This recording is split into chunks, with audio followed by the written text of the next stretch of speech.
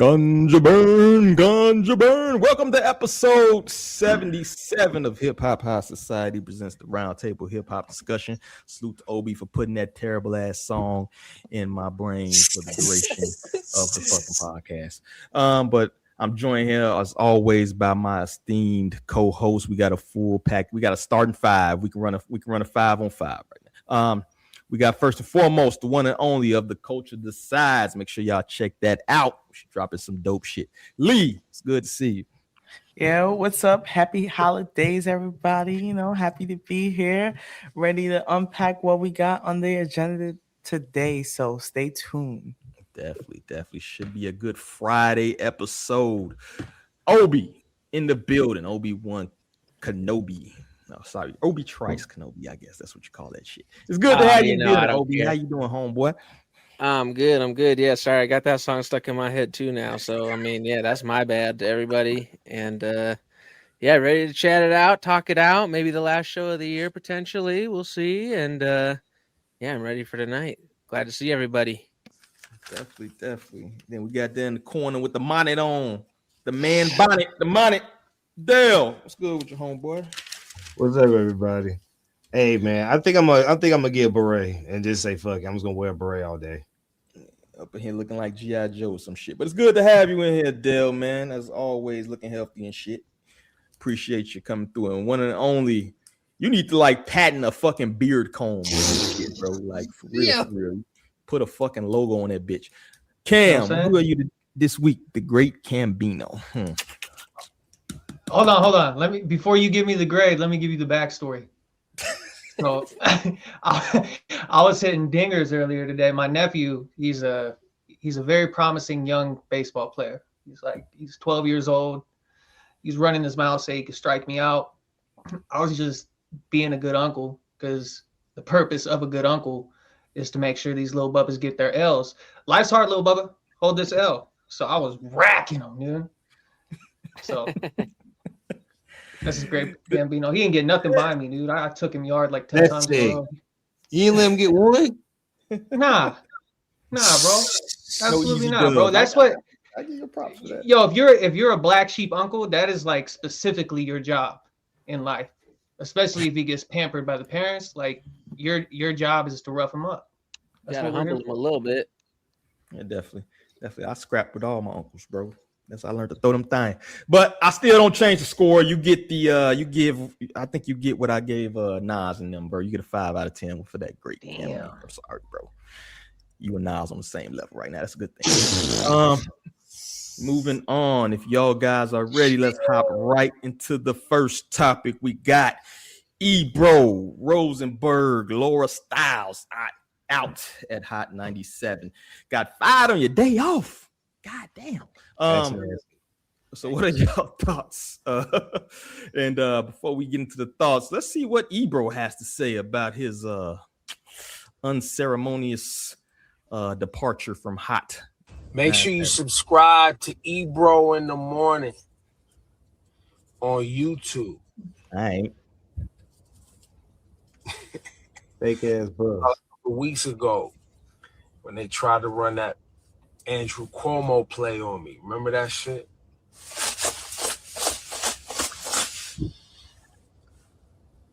And then they tried, when the Trumpster got in office. Listen, man, I don't capitulate well, bro. Been doing this too long. If you look around all the major media outlets, man.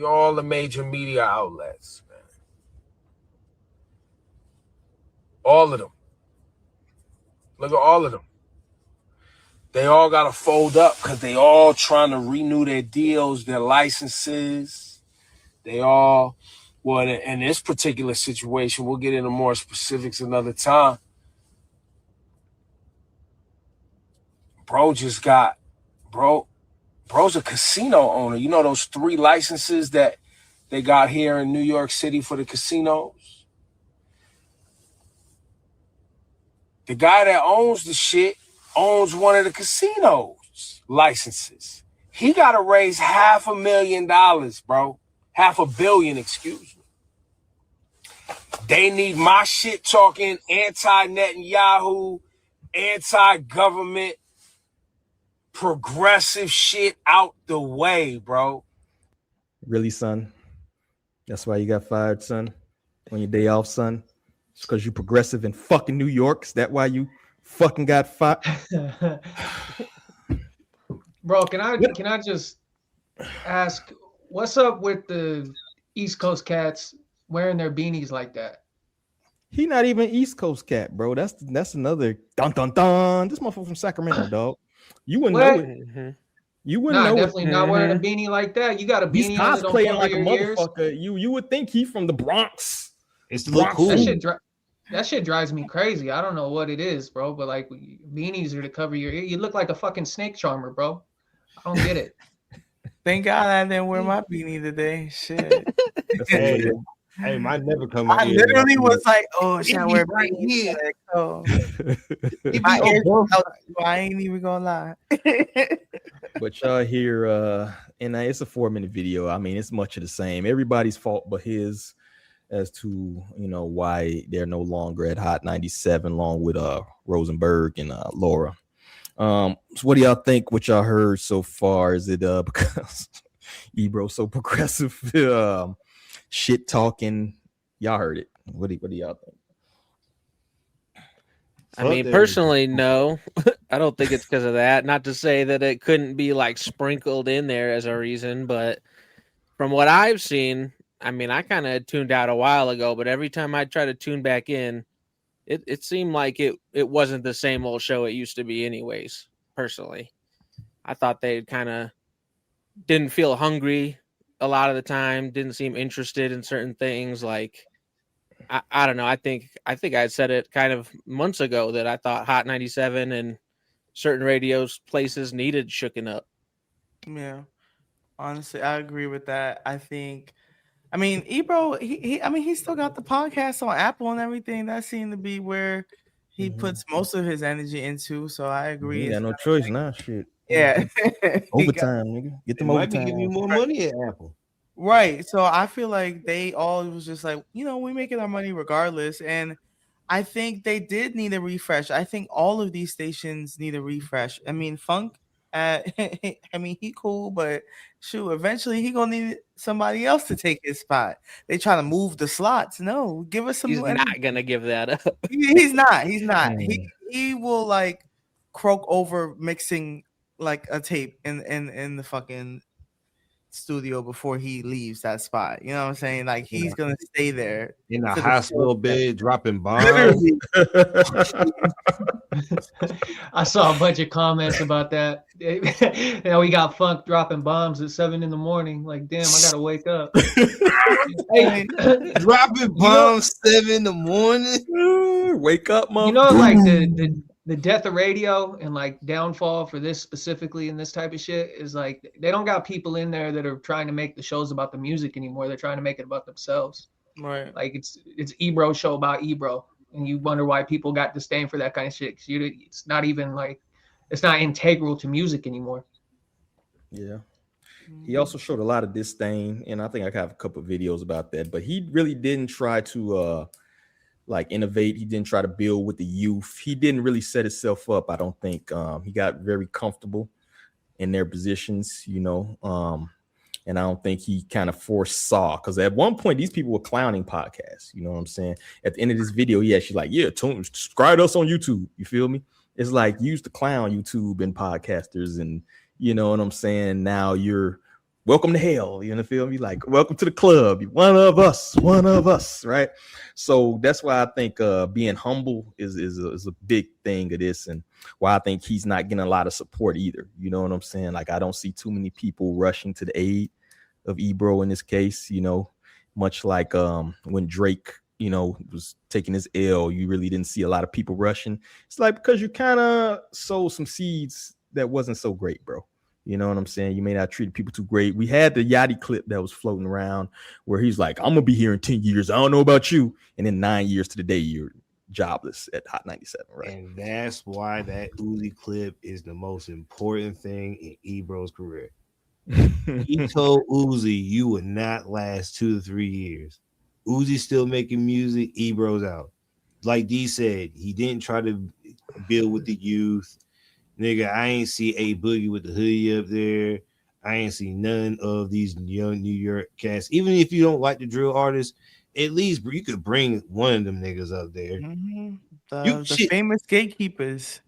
Famous gatekeepers. And he blamed 50 Cent for the reason why. Nah, Ebro, literally what Drake said about Ebro, I fully agree. I don't want to say don't tell people to die, but like, nah, bro, you've been a dick all your life and you've been wrong.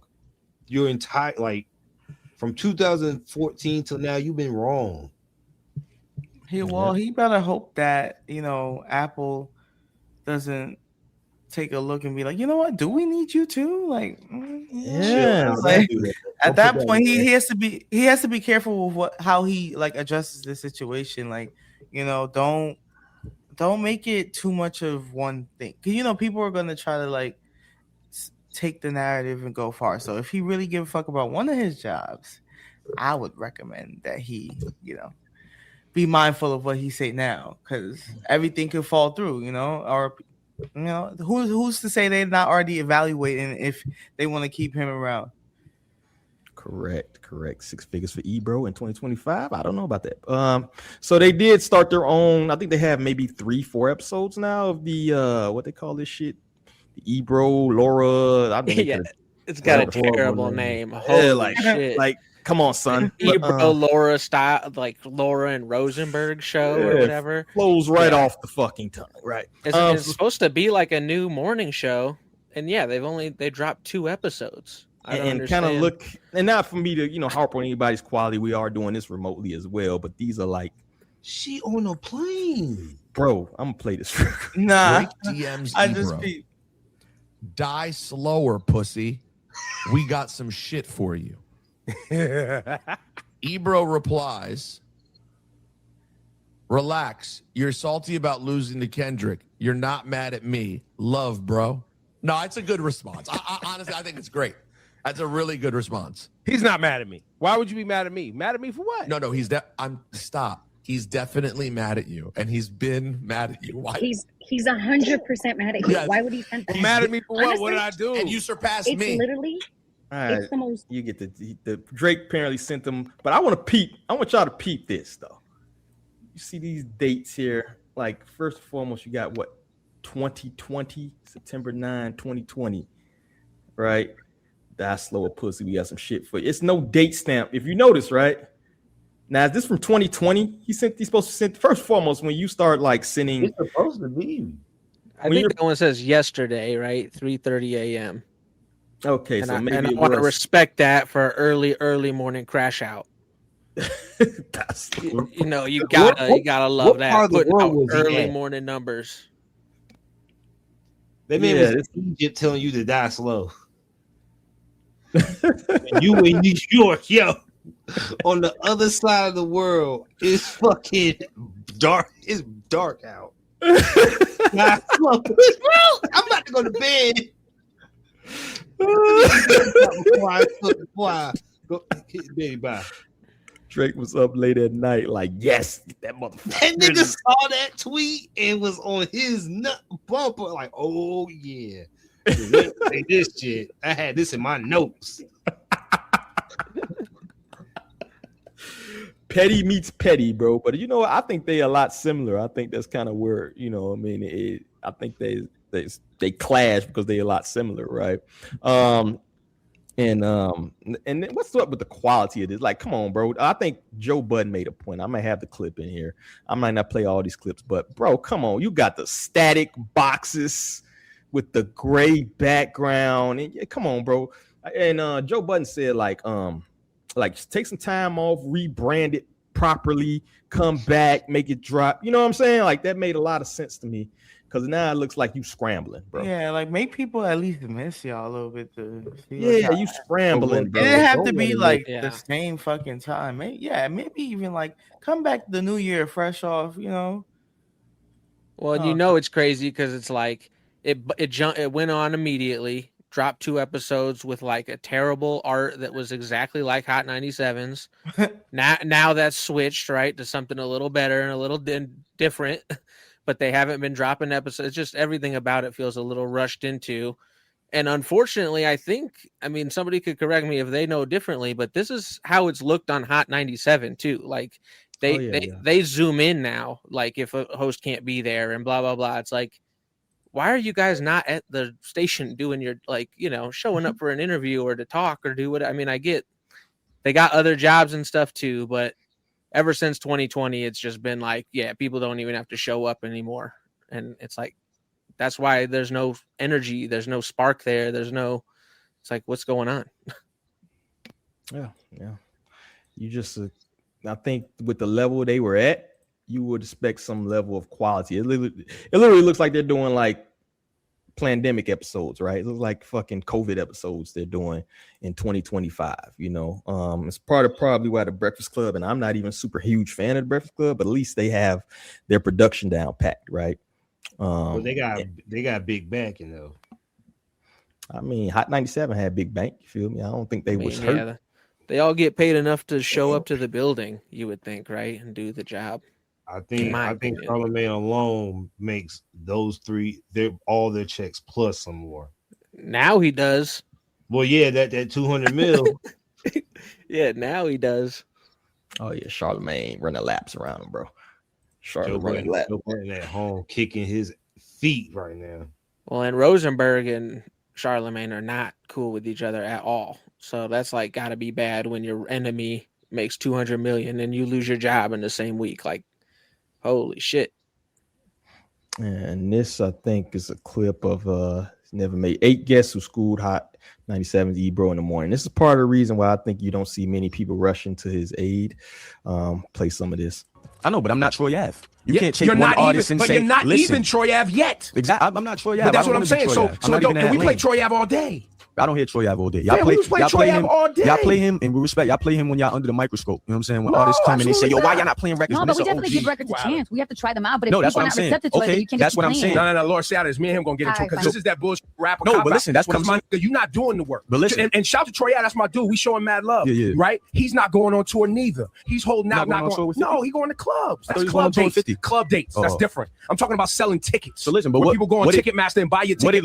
What did Laura just say? You have to give the records a chance. We do. No, but listen, this is what I'm asking. Breaking ass rappers. This is what I'm asking. So what's up with giving my record a chance? We'll see if it's good. So you're gonna give it a chance? I'm gonna play it right now. No, I don't mean just right now. Oh, you want us to play you 100 times? No, not and 100. make people fall in love with your ass, but you're not out here doing the tours. Nah, what does tours have to do with radio? Because it gets in front of the people and you touch the people. No doubt. It don't matter. It don't. If you're not doing shows, it don't matter what the radio's playing. I know certain Southern artists that y'all play that ain't doing shows like that. Like who? I ain't gonna name nobody. I ain't starting no beefs. It's not about beef. But what I'm saying then they must have the clubs hot then.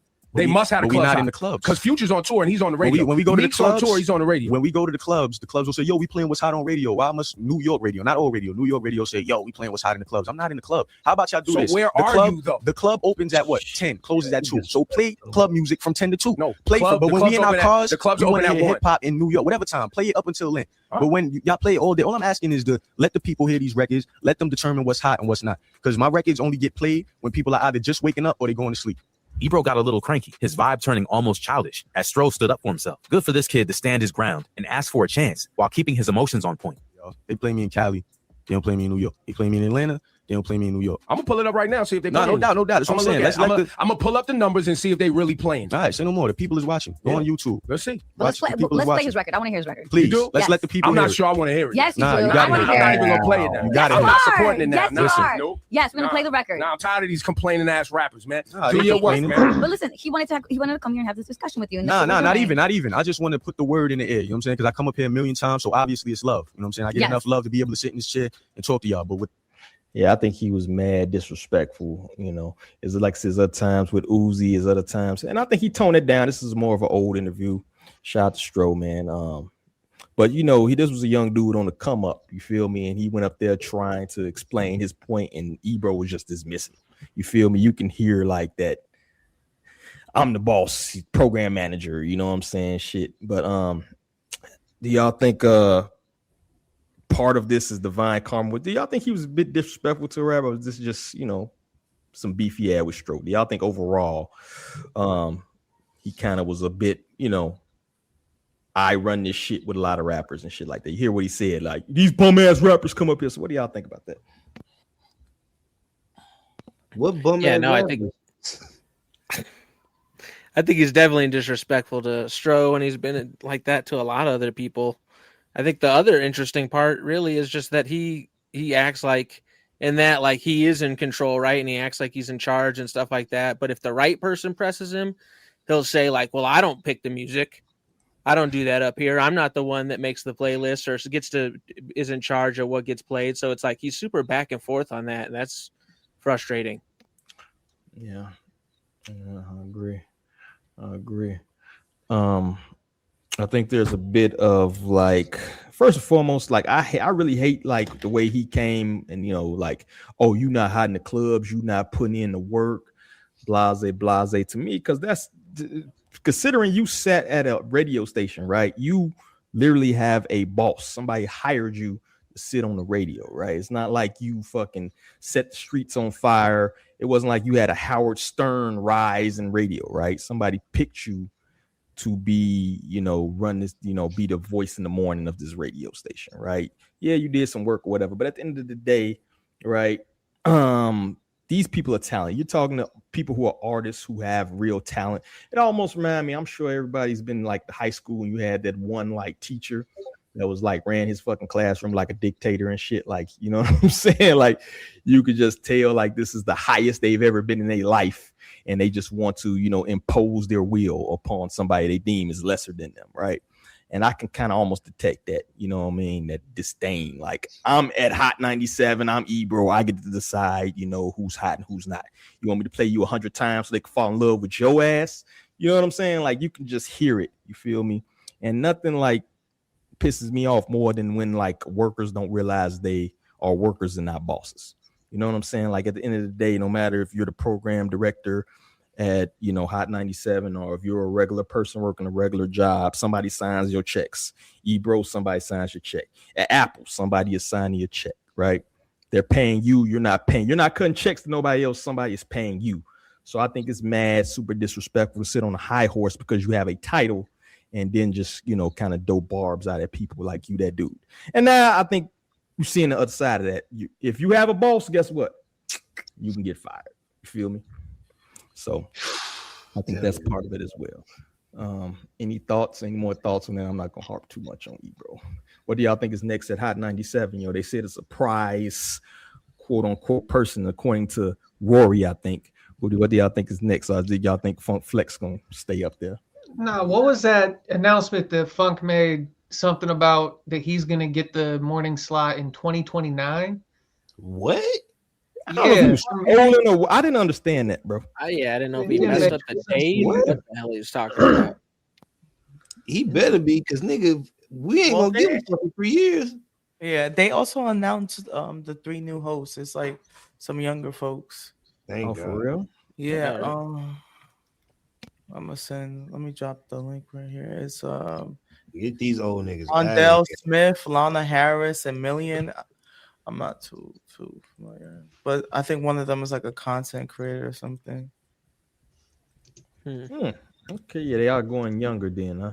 I mean, they had to do something, man. I think Wayno or somebody played the clips where they show like the numbers in comparison, like the Breakfast Club, who are their competitors, right?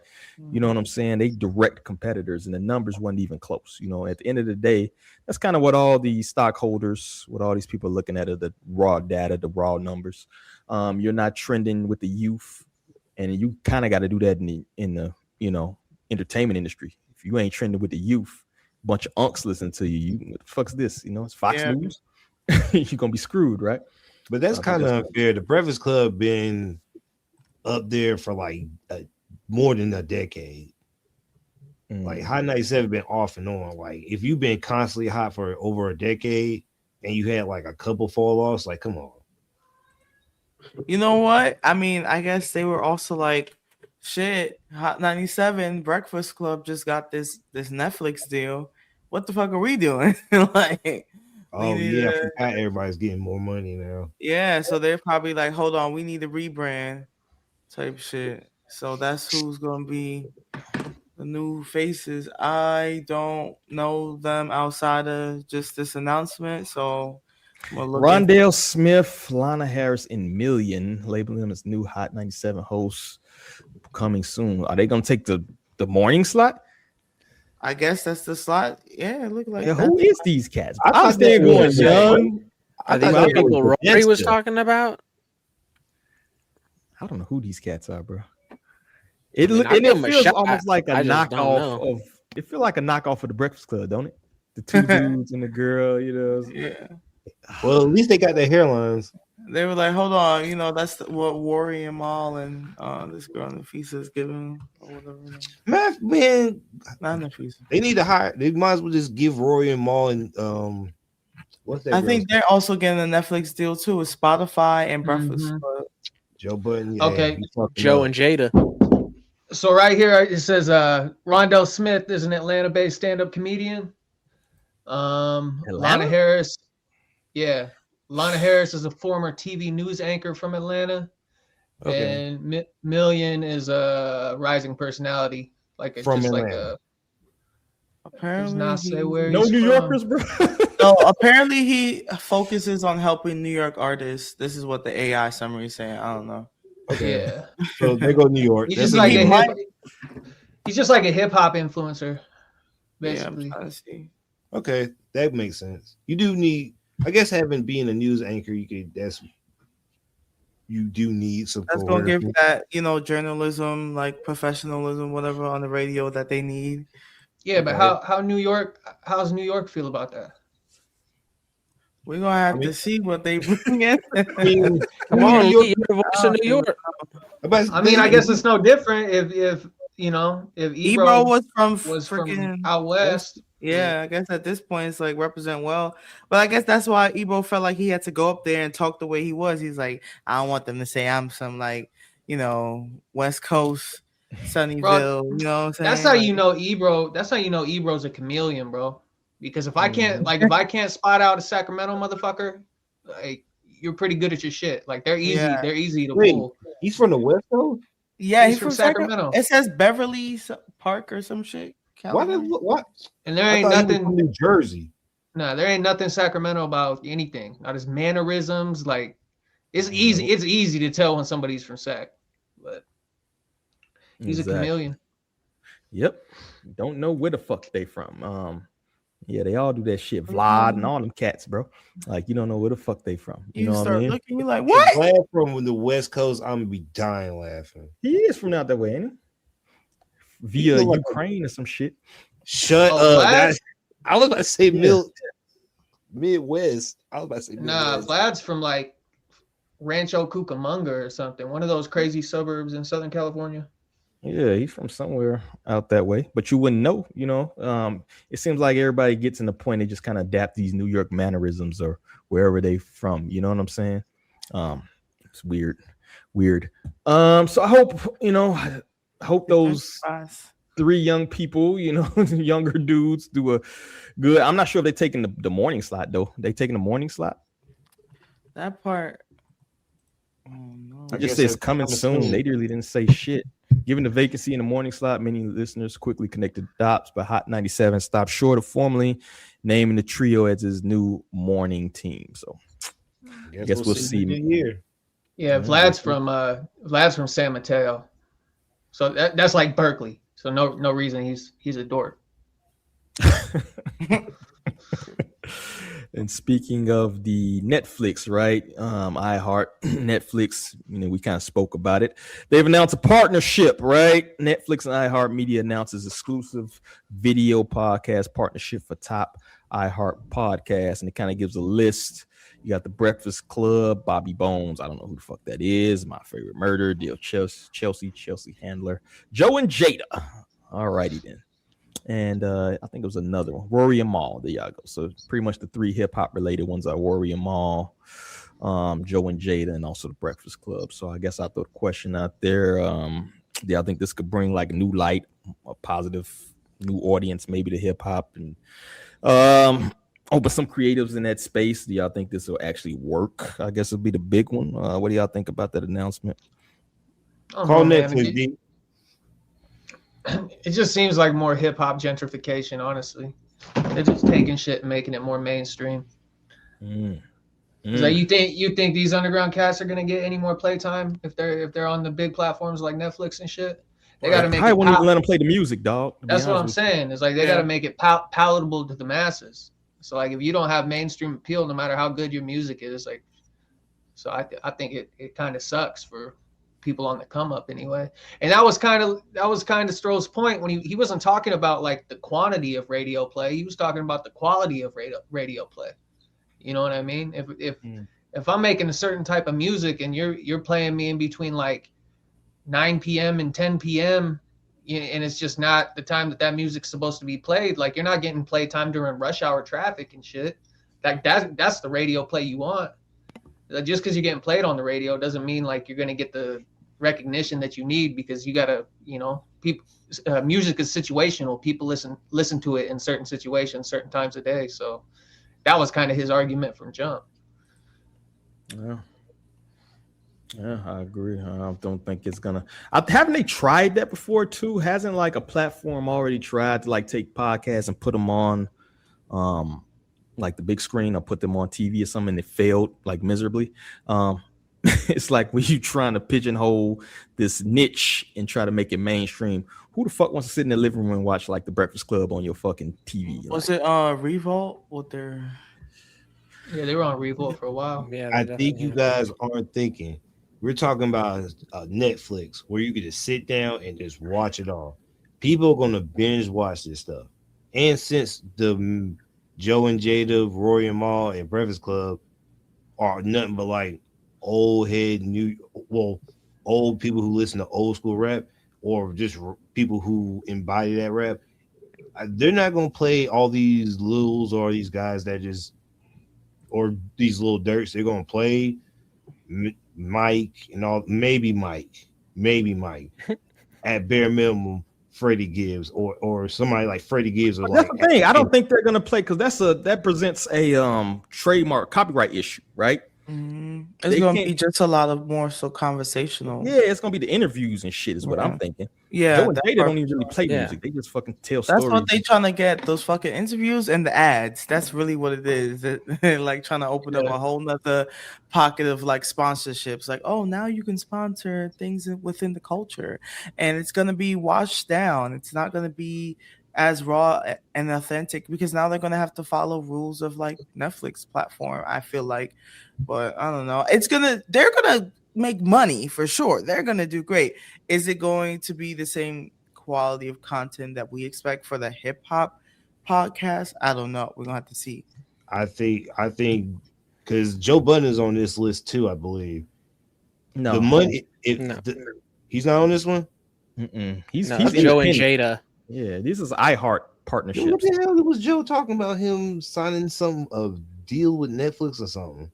Joe was talking about how he like refused a lot of deals that they try to throw his way. I might have misread it, but knowing how these hip hop interviews go, I think we're gonna get some quality ones. That now, since Netflix is paying them, we're gonna get better stuff and better like situations, because we're not gonna be in Roy and Mal's old whatever that. They're probably gonna be at like. They're probably gonna put them in like some Apple level looking place and have like a full fledged thing. Now, like Lee said, we might not get the music, but we might get interested in you to listen to your music. Because if your personality is like charming, you're gonna bring people into your music. Hopefully, is that gonna be really their goal? I know they might not even play full episodes. They might do a clip thing, if you be honest with you. That's where most of the views come from pods anyway. And all these shows up here, the ones they're not even like hip hop shows anymore. They're like hip hop adjacent. Credit to Budden. Budden's not on this list. He's got his own thing going on, but like Budden still talks about music most of the time. But the Breakfast Club has been like just a propaganda machine for the last 5-6 years. Joe and Jada, I mean, Fat Joe just tells fake stories about hypothetically beating people up and all kinds of stupid shit. Nah, those are neat. We need that for the culture. No, I'm not saying it's not entertaining. I'm not saying it's not entertaining, but it's not a mechanism to get young artists out there in the spotlight. Okay, so to think that this is going to be the big push for up and coming artists, just like, nah, bro, they're not spending any time doing that already. So what would make you think that they're going to once they got this platform? Wishful thinking, but. See, I don't think that stuff's even going to be super bingeable because a lot of that content's going to be dated, and it's not evergreen. You're going to get people promoting an album that eventually is going to be a year old, right? Breakfast Club stuff kind of gets outdated pretty fast. It feels like, in my opinion, like I don't know how super bingeable all that's going to be, and in my opinion, I don't think it's a good move to move from all these places that were free to being 100% behind a paywall. Like, I think you're going to lose listeners. You're going to lose viewers. I'm not about to subscribe to Netflix for these shows personally, and I'm not subscribed to Netflix right now. And I'm not these aren't bringing me in personally. And I know a lot of things that got picked up by Netflix and their quality went down and ended up like, for off the top of my head is Trailer Park Boys. I don't know if you guys ever seen that show, comedy show. Yeah. And it's like as soon as Netflix got it, in my opinion, it was like, oh, it's cool, and then like dropped in content, and I just like stopped watching at a certain point. It wasn't the same. They're also notorious for picking shit up and just stopping after a season and be like, okay, that was it, or starting their own show and be like, oh, this is actually a pretty good show. Oh, actually, it's canceled. So, oh my god, what if that puts a lot of Sorry, I didn't mean to interrupt you. No, you're good. I was just gonna say, I hope they're not in deals where if the show gets canceled, like you were saying, that Netflix keeps it, right? And then it's just like you're gone forever eventually. That's where I was starting to go. Like, hey, they better not be that stupid. They better not be that stupid. And I wonder if it's that, hey, Netflix, you get to have like the priority first release, but I still get to release it on other platforms, or is it that certain parts of it will be like a Netflix exclusive and they can still make their bread from like, I don't know. Oh man, that's gonna be bad. It's gonna be like Patreon. Yeah. Well, I mean, it's once you go Netflix, like that whole creative control aspect kind of goes out the window. I mean, you've seen the floor fall through with stand-up comedy. I mean, it was the place to be for stand-up comics for a long time, but then comedians would come out and talk about like stuff they had to cut out of their specials.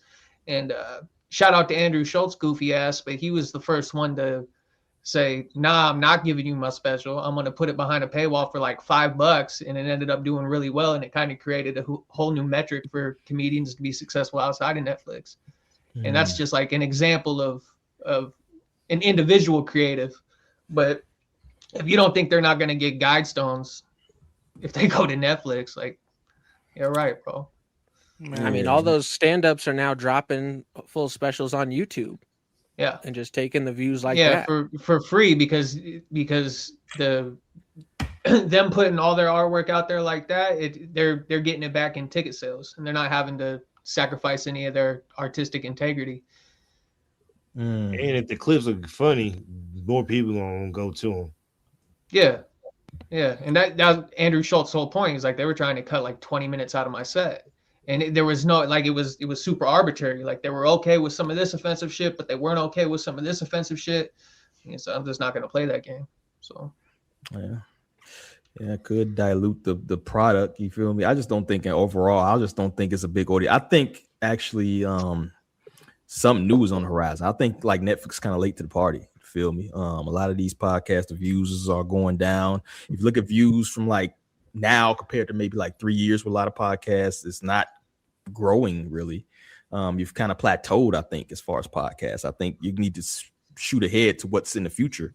It's definitely going to be something bigger out there. You know what I'm saying? So I just think it's a it's like when like a buzzword starts and then all you see like it's like all the young people are saying cap, and then you look up, it's like a 75-year-old person like, yeah, it's cap. It's like, it's all right, you're too late. It's over with. It's done. I'm never using that word again. Right. So I just think they're kind of late to the party. They see the trend though. So, all right, we're going to go into podcast thing, and then like it's going to be something else that the youth are going to be trending to. And I think at the end of the day, that's all. People want that like that 20 to 44 demographic. That's like the gold standard, right? So I think once the 20-year-olds now are going to trend to something there, I think podcasts are already becoming uncool to that demographic. Like if you're 21, 22, 23, I don't think they're like, oh, let's go listen to a fucking podcast. I just don't think that's this shit. So they should have went with the streamers. They should have got some streamers and just started booming off that. But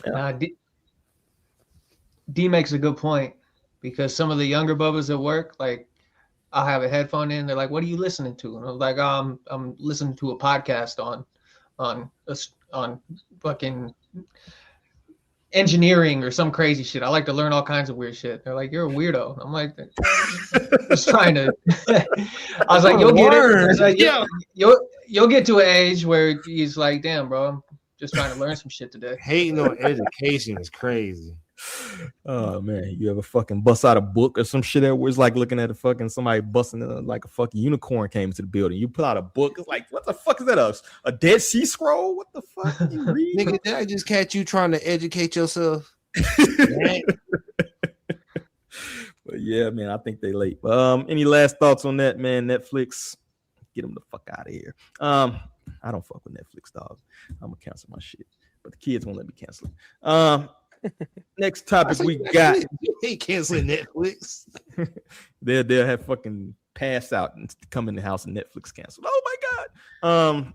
We got Nas and DJ Premier releasing their highly anticipated collaboration. Of course, they collaborated on different songs throughout the years. A few are definitely some of the best songs, I would think, on fucking Illmatic, you feel me, represents it like that.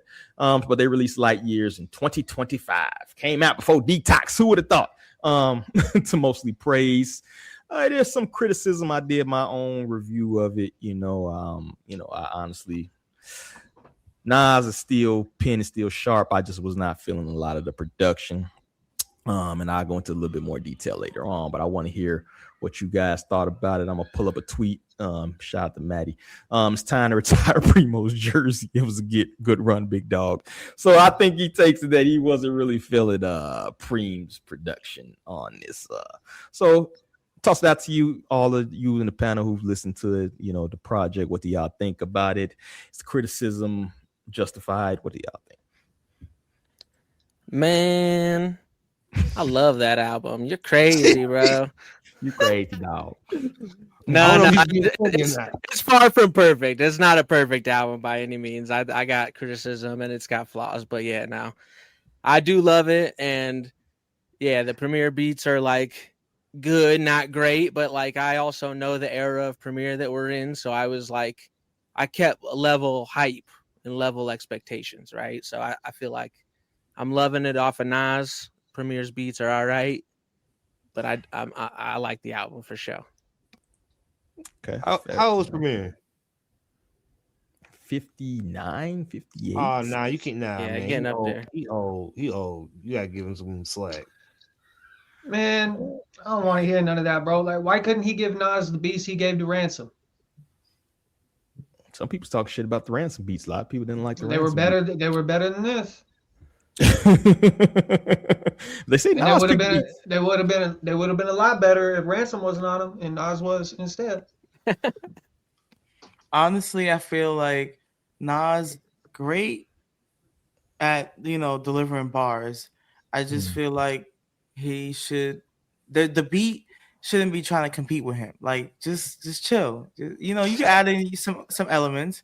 You know what I'm saying? And get, if you want to give that funky old school vibe or whatever, that's fine. But I feel like the project didn't start picking up until like the later part of it for me. I'm like, okay, this is where we're at. This is where I could really hear Nas, and it's not like, yo, what is going on in the back? I don't know.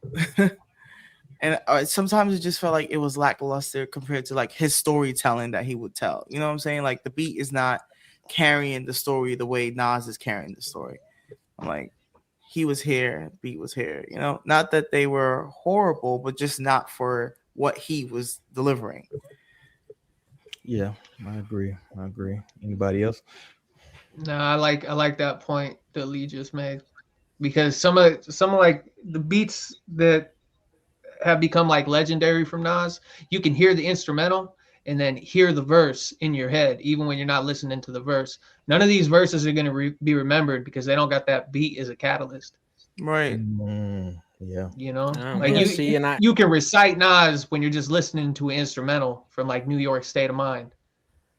You know what I mean? But with these ones, it's just like, I don't know.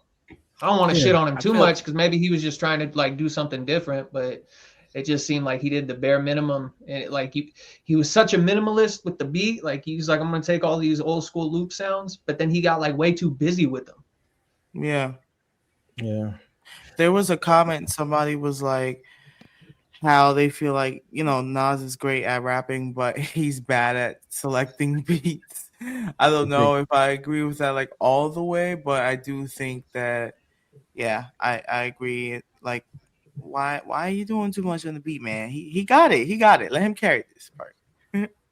I feel like that was always kind of a criticism and like something that it was, yeah. Nas critiques would say is that he didn't have good beat selection, which I kind of I see it. I don't fully agree with it, but I see it for sure. I think it's because the ones that were good were so good. You know, like the real memorable ones were so good that if anything's not even par, it's like I think things like balance Get Down, out, like Get Down is fucking like beats like that. They're timeless. That shit's insane. So trying to compare anything to stuff like that's gonna be hard. I'm a gun, yo. Where the fuck that come from? But anyway, I just really. Oh, sorry. Go ahead. Nah, I say you didn't hear that. You didn't hear that Nas song we was talking about. If I was a gun. Oh, got yourself a gun. You talking about? I don't think you quoted it right, so we got confused. Oh, but yeah, it was. I just hate this point that people try to make. Like, whether you like it, to me, art is always subjective, right? Some people's gonna love it, some people's gonna hate it, right? I just don't like the point that people try to make to justify the production to say like, oh, it's supposed to sound like the 90s. Like, bitch, I was there. Like, I was there in the 90s. Like, you know what I'm saying? Like, fucking Illmatic don't sound like this. It Was Written doesn't sound like this, right? I Am doesn't sound like this, right? So the 90s was just not one fucking 10 years of boom bap throughout, right? There was different sounds and different production styles throughout it. Like, even the joints, I think, from Illmatic that Premier did produce, to me, you know, didn't sound like this. And so it kind of made it hard for me to pinpoint quotables, right? Because it just didn't have the beat. Kind of makes also the quotables too, you know. It's a, you know, when the song kind of stops there and you hear that quotable that makes you think and the beat picks up, you know, it just made it hard for me. I found myself trying to concentrate on what Nas was spitting rather than the beats, you know. And then I think they tried too much to play on the nostalgia point, right? Like New York State of Mind Part 3, that sounds nothing like New York State of Mind, you know. It's like, that was a disappointing. That was a terrible beat too. You know what I'm saying? Third Childhood, that nothing like Second Childhood. You know, I think nostalgia is great when you use it to amplify a project, but if you're kind of like depending on nostalgia to carry shit, right? I think that's whack. You know what I'm saying? Like, if you're gonna make a new sound, make a new sound. If you're gonna make a 2025 Nas and DJ Premier, do a 2025 Nas and DJ Premier. Yeah. Don't like play with nostalgia. Oh, this is sound like this because we're trying to make it sound like the 90s. But no, this is 2025. Well, why are you not spitting like it's the fucking 90s then? You know what I'm saying? Like, why this doesn't sound like the fucking 90s? Like, so I just didn't like that point, that back and forth kind of inconsistent with it. Even DJ Premier, when he was tweeting about it, it kind of was like, if you don't understand it, to paraphrase, you know what I'm saying? Like, it's because we made this for a certain sound. Bro, good music is fucking good music, dog. I can throw Illmatic on right now and rock with it, bro. I don't need to fucking listen to it 30 times for it to grow on me. You know what I'm saying? You know what I mean? Yeah, pause. So I hate that point, you know. I gotta listen to it 95 times for it to sound good to me. Now it's growing. I like it now. You know what I'm saying? Like, one song off rip that did sound good was I like the Nasty Nasir, whatever. That was good. I like him, like him rapping back and forth. And then Pause Tapes, I like the idea of the story of like this is hip hop, where he's like describing how he would make the first beat. That wasn't bad. It wasn't like a 3 out of 3. It was like a 2 out of 3 for me. But I still appreciated the sentiment of hearing the story of like, And And see, to me, that's why I love this whole album. It's like an ode to hip hop and elements of it. Yeah, like I see the I wish intent. more people liked it. I see the intent, but it doesn't hit as hard as it should. I think because of it's just not a synergy between the production and Nas rapping. But I'm gonna listen to it again. I will be that person to give it another go.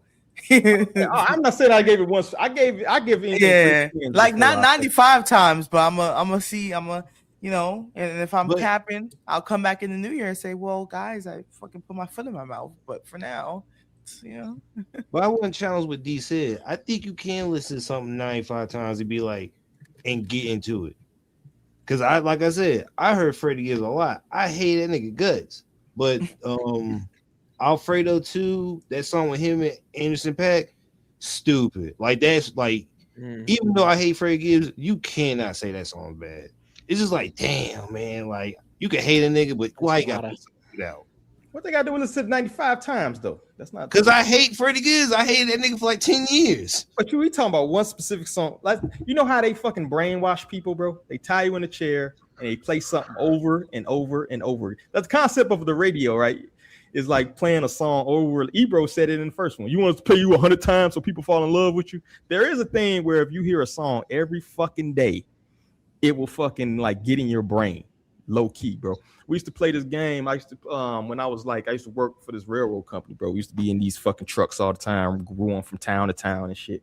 So we used to play this game where you would sing the stupidest song in the truck and try to get another motherfucker to sing it later on because it's stuck in their brain, right? You'll sing some fucking Kevin Gates shit. I got 2 phones, and then you look up later. Hey, look up later in the day, some country ass boy singing 2 phones, all right? Don't do that. It's like, but that's the point. Hard. Yeah, but that's 2 phones for no reason. But I'm just saying, in general, if you keep fucking replaying something, there also is a thing where I think people confuse this. It's not necessarily listen to it 95 times, but I may have heard something at 21 that may not have sounded good to me, and then heard it again at 35, and I'm like, oh, I kind of get this now. That means it worked. That means there was something. That didn't mean I listened to 95 times in a row. It mean I was in a different place in life, right? So, but it still worked. That's a difference. It worked. I mean, the point you're making is like when you were a kid and you had to listen to like mom's oldies and shit. You're like, what is this, bro? Like she used to clean the house listening to Fleetwood Mac, right? And I remember being a little kid, like, what is this shit, bro? And like now, bro, you put on some Fleetwood Mac, man, I'm digging. Crying with your hands up. Yeah, that's that shit. Or like Isley Brothers and BB King and shit, like stuff that I just. Yeah. But now it's like a staple in my musicality. It's like shit I listen to every day. Yeah, appreciate it. You don't appreciate some shit until later in life, bro. Keep it a bean with you. So yeah, I agree with that. Obi, man, I heard you was gonna review it. What would you give it then? Seeing as you like it a lot more than me, what would you give it as overall score, bro? I'm thinking maybe like an 8 or an 8.5. That's wrong. He did say he loved it. Like he won't lie. I said I loved it right from the beginning. He did. He did say he loved it. Wow. But I ain't never heard him say I'm not hearing those beats the same way you guys are. Like I'm not saying I said they're not like amazing. I'm not blown away, but you like the New York State of Mind 3 beat? That shit was sound like fucking Pixar. I like music, bro. See, like in that for me with those sequel songs, like I don't want you to do the exact same beat. Like I do like that they switched it up. That's why I don't like New York State of Mind 2, because it's just so like similar and almost the same, and I never love that. Yeah, no, I like this one a lot. I'm not set in stone with that yet. It's taken me a minute, but. Yeah, I think I'm thinking about an 8.5, somewhere in there. I like it a lot, and I like those Nas songs, like the concepts and the stuff Nas was doing was enough for me that it's like this production is like cool, it's good, But like I said, it's like I didn't love that Ransom one or those beats. I didn't love the Rock Marcy one and those beats, but like the MCs are still uplifting the stuff, and I still like Premier Beats, decently. I think the Rock one was the best. What was that? I think beat wise, the Rock Marciano one was the best. Yeah. Yeah, I haven't been back to those two since Light Years, so I do need to like go back and not compare it because I'm not gonna like. That's not how I do it. I don't compare, but I would like to hear the beats versus the beats on the others. Yeah. Download the instrumental tape. Okay, yeah, if they got instrumental, yeah, and for then sure, just check listen. that out. Actually, just listen to the beats. Yeah, no. And I do think maybe Cloud said he was remixing this album, so I'm just putting that out there. I'm putting that into the Twitterverse. I think he tweeted that out, so it's not like a secret. Funny thing is, it kind of sounds like some shit he would have produced anyway from the jump. So it's kind of interesting. It's like it kind of sounds like your recipe a little bit, although I think his is a little bit. He kind of got those definitely gangstar type of fucking. I just hear some old school kind of feeling with his beats. But I want to pull up this tweet right here. Why y'all let Nas only sell 5K? I thought real lyricism was back. Y'all be Dusty Performance app just for nothing, lying for no reason. So of course, you know, got another nameless, faceless. But I think the big point is, and I've seen this. This isn't the only weirdo that's done this shit, right? Talking about what a person sells the first week and stuff like that. And I wish I had this other clip from Nas where he talks about basically and this is an interview from years back. Like, we've never sat there and compared what somebody sells. You know what I'm saying? But I guess, and I think they are selling directly vinyl. That's one smart thing. Nas is a great businessman. They're selling direct vinyls straight from their own website, right? So you really can't even compare, I think, the sales numbers because they're not. It's not like they're sending their fucking vinyl sales to fucking Billboard or some shit, right? What do y'all think about this overall metric of measuring how somebody sold? Is there any truth in there? You know what I'm saying? Is that a good gauge of anything y'all think? Don't Nas own a casino? Right. I don't think he cared. Like, nigga, I can sell 2K. Nigga, roll the dice. Yeah. Bro, get 21. Like, that's for like niggas that don't own casinos. If I don't own a casino, I could be like, oh shit, I sold 5K. Nigga, no. Like, and like D said, that clip of him saying we don't look at billboards, we get that out of here. He comes from an era where they don't care about sales, but the new age care about numbers. Like, everybody, like, if you're old, nobody cares or gives a fuck about numbers. They just want authentic, what's right in front of me, what my fan base did. Niggas out here trying to touch everybody. Pause. So niggas, if like I said, if new school wants more than 5K, 20K, cool. Like, I think Savage sold like 58, 59. That's around the range it should have been, especially with like what's that, wherever Atlanta's going through. You like 60K makes is right around that range. So like niggas is selling like 65K or whatever, bro. Niggas don't care about that. If I was like, I got money, you gotta think about the demo too, though. You know what I mean? True. That's my money attached to that Apple Pay account. That's not mom's money. You know, these young people, they're buying shit that they're not paying for. All of us got to be at work and shit. You know, you're a little bit more meticulous on how you spend your money when you're the one buying shit. So I think the demo plays a huge role. I think older people are more inclined to go get that vinyl though. That's cool shit. I mean, that's how I support the people that I really support, like Vinny Paz and shit like that. I buy merch directly from him. Yes, yeah, well, I was gonna say like this album had a pre-sale or whatever with some signed copies of each album, like a couple hundred, and that sold out immediately, right? So that's 1,000 copies right there that were a couple $100 each pre-sold, and then they released another set of signed ones with the real cover instead of the test cover or whatever, you know what I mean? So like D said, it's like they've been selling vinyls, those numbers aren't coming out. Is that 5K like sales and streaming, or is that just sales? Because I know the Savage one is streaming included for 50,000 or whatever that is. Yeah. So I'm just like, how many vinyls did 21 Savage sell? Because I seen the ad pop up on my Instagram and was surprised to see a vinyl for it. But they did a vinyl for that shit? Hey, that covers hard. And CDs and stuff. Yeah, nobody knows that's a hard cover. What to do with the fucking vinyl. That's all I'm saying. Yeah. And I didn't. I got a record. I got a record player right out there. Like I use a vinyl. Yeah, You me know? too. I don't need a 21 Savage one personally, not for this album, but they're buying they're buying it just to roll up weed and shit. that's what I'm saying. I Yeah. ain't even gonna lie to you. If I I can have find a way to vinyl. skip the Mr. Recoup on the vinyl, I'll do it.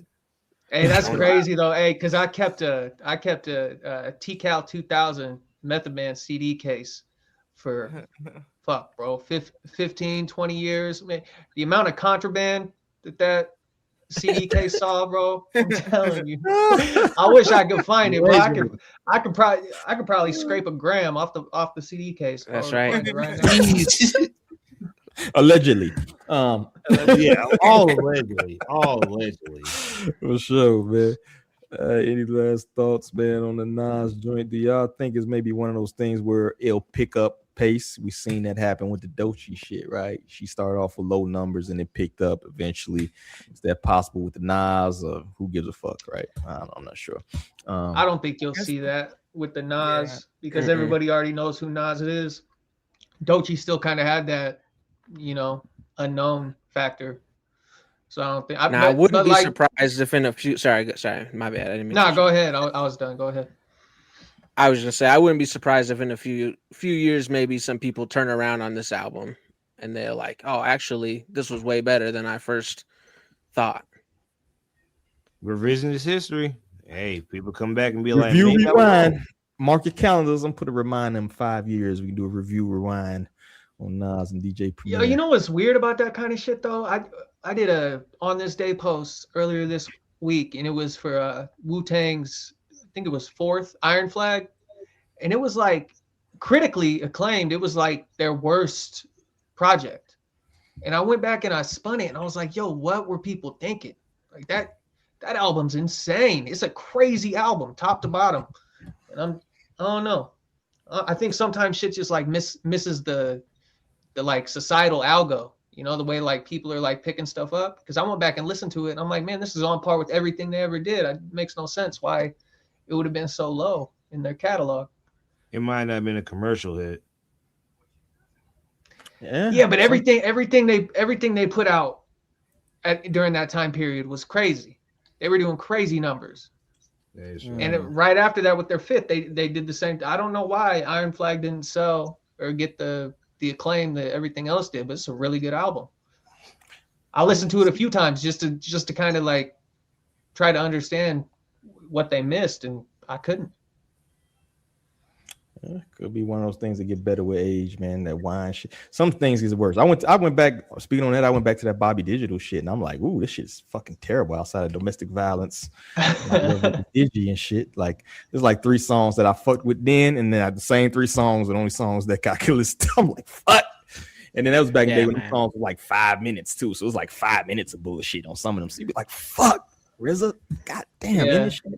That's funny because today it was In the Light by Lil Wayne, or Lights Out, his sophomore album, and I put that on. I listened to a few songs. I was like, dog, this is terrible. What the fuck is this, bro? I'm not even gonna lie. I hated 3P from Carter 3. My sister played it. I was like, oh shit. This song is still horrible. I thought I would really like it. No, I swear to God. What a curve. I thought I was like, me too. But it's still bad. I was still jamming, but I'm like, damn, I still hate this song. Like, I still hate it. I don't know why. And people love 3P. I don't know why. I still don't know why. I don't know. I do love 3P, bro. Yeah. All right, man. Make sure, speaking of fucking review rewinds and all that good shit, make sure y'all check out the website, hiphophouesociety.com. We've been fucking dropping bombs. I wish I had a flex bomb. We got the Nas DJ Premier. We got the Chris Patrick Conway. So we've been working over here, man. So we don't just talk shit on the podcast. We also try to give our best critique of music. So help you avoid the bullshit and maybe even tell us we're wrong on some shit. So make sure y'all just check out everything, man. A nice selection of things. I think we up to like fucking a ridiculous amount of pages of reviews at this point. We may have to archive some of these motherfuckers. But Make sure y'all check us out and lock in and check out the reviews and offerings and everything else because we plan on expanding to more material in the next year, definitely. So that's all I got with that. And what's fucking next on the docket? Oh, I got to do the crash dummy. Ain't this about a bitch? All right, so music, please.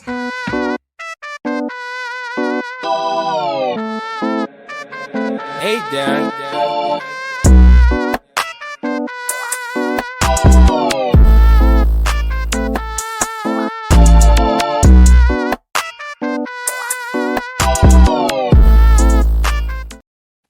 All right, so for the crash dummy this week, Exhibit A. I feel like I always wanted to do this type of music, and then I feel like rap is in a weird like space right now because it's just saying like everybody beefing, and then it's just like some of the biggest, two of the biggest artists in the world, like Clash, and a lot of like, fucking ripple effect that kind of weird. I feel like it's time. I feel like we gotta like take it to the next level. We gotta level up. Like AI, it's just so much. Everything in the world leveling up. It's up hip-hop.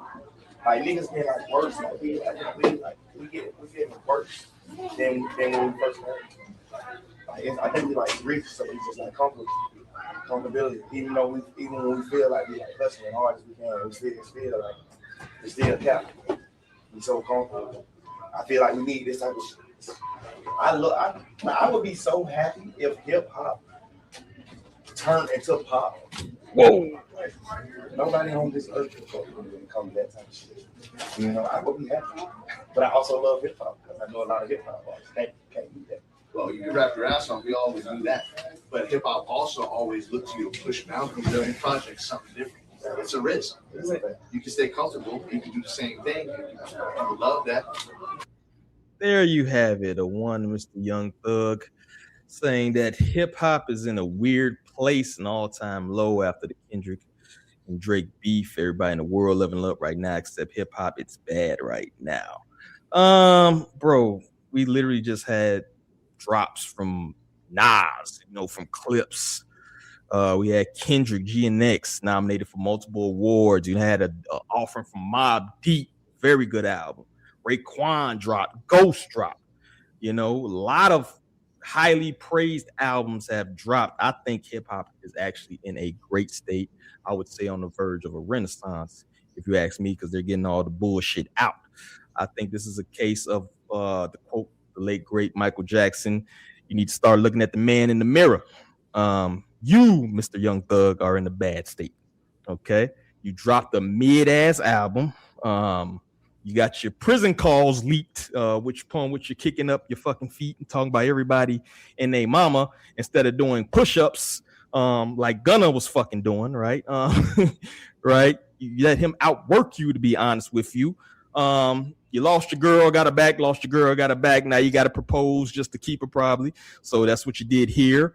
So yeah, I think this is a case of you projecting your shortcomings this fucking year, pause, onto the state of hip hop, dog. You know what I'm saying? So, to be honest with you, you need to do better, Mr. Thug. And then the last point you made of you hope hip hop turns to pop. What the fuck was that? What the hell are you talking about, sir?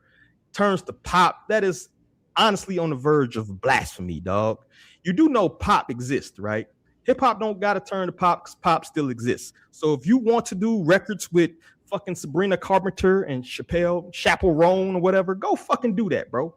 You know what I'm saying? You can do a fucking remix of Tears or some shit. I don't fucking know, but it's free for you to do that.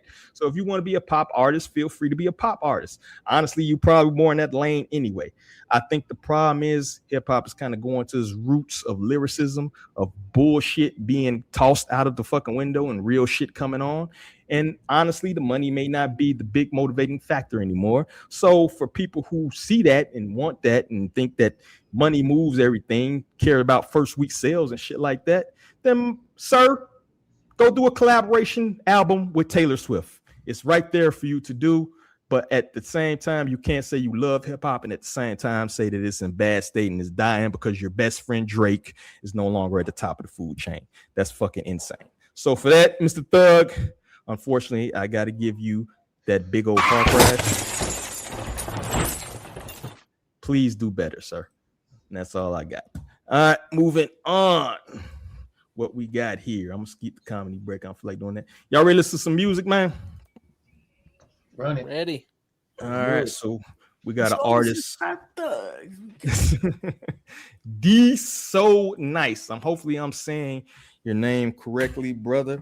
He's out of Chicago. He has a song called Grind that we're gonna check out in a second here. As soon as I pause this. I was about to say, this you? D'So Nyce?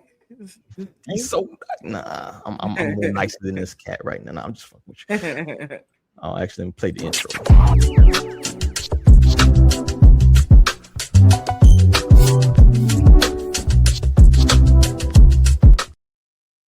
So make sure you guys mute your microphones. We're gonna play Grind, D'So Nyce from the Diamond tape that just dropped this year.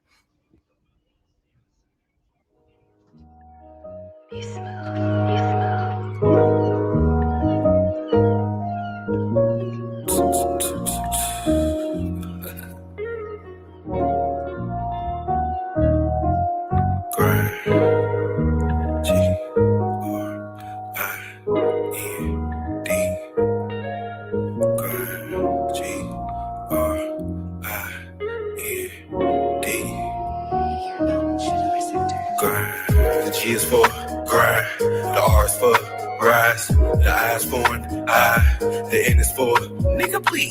She know the D is the vibe. Wanna lock in with me because I'm not wasting the time. It happens all the time. The G is for grind, the R is for rise, the I is for I, the N is for nigga please. She know the D is the vibe. Wanna lock in with me because I'm not wasting the time. It happens all the time. She ain't worried about nothing but that money.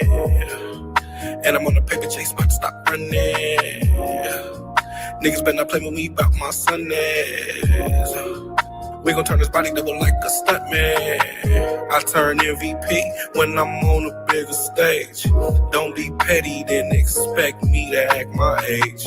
Rap about money, sign a contract the same day. But if you rap about me, I put out a contract the same day. MIA, no paper planes.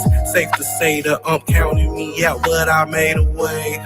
Might have to start over, revise. Only got your spot cause you bribe.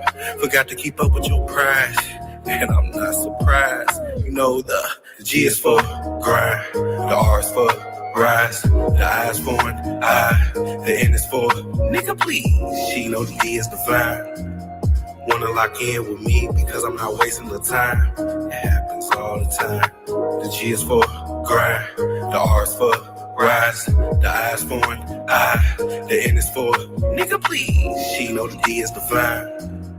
Wanna lock in with me because I'm not wasting the time. It happens all the time. She ain't worried about nothing but that money. And I'm on a paper chase, about to stop running. Niggas better play with me about my son. We gon' turn this body double like a stuntman.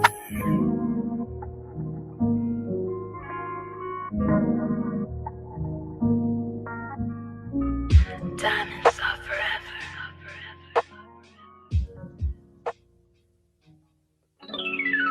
G is for gray, R is for rise, I is for an I, N is for nigga please.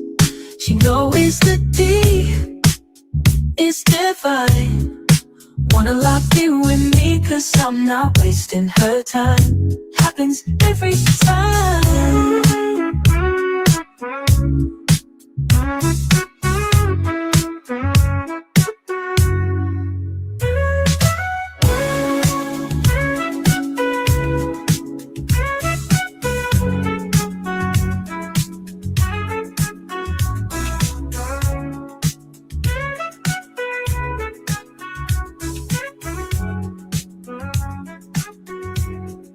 G is for grind, R is for ride.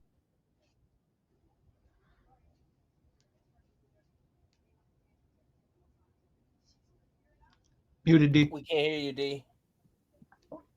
Can you hear me now, guys?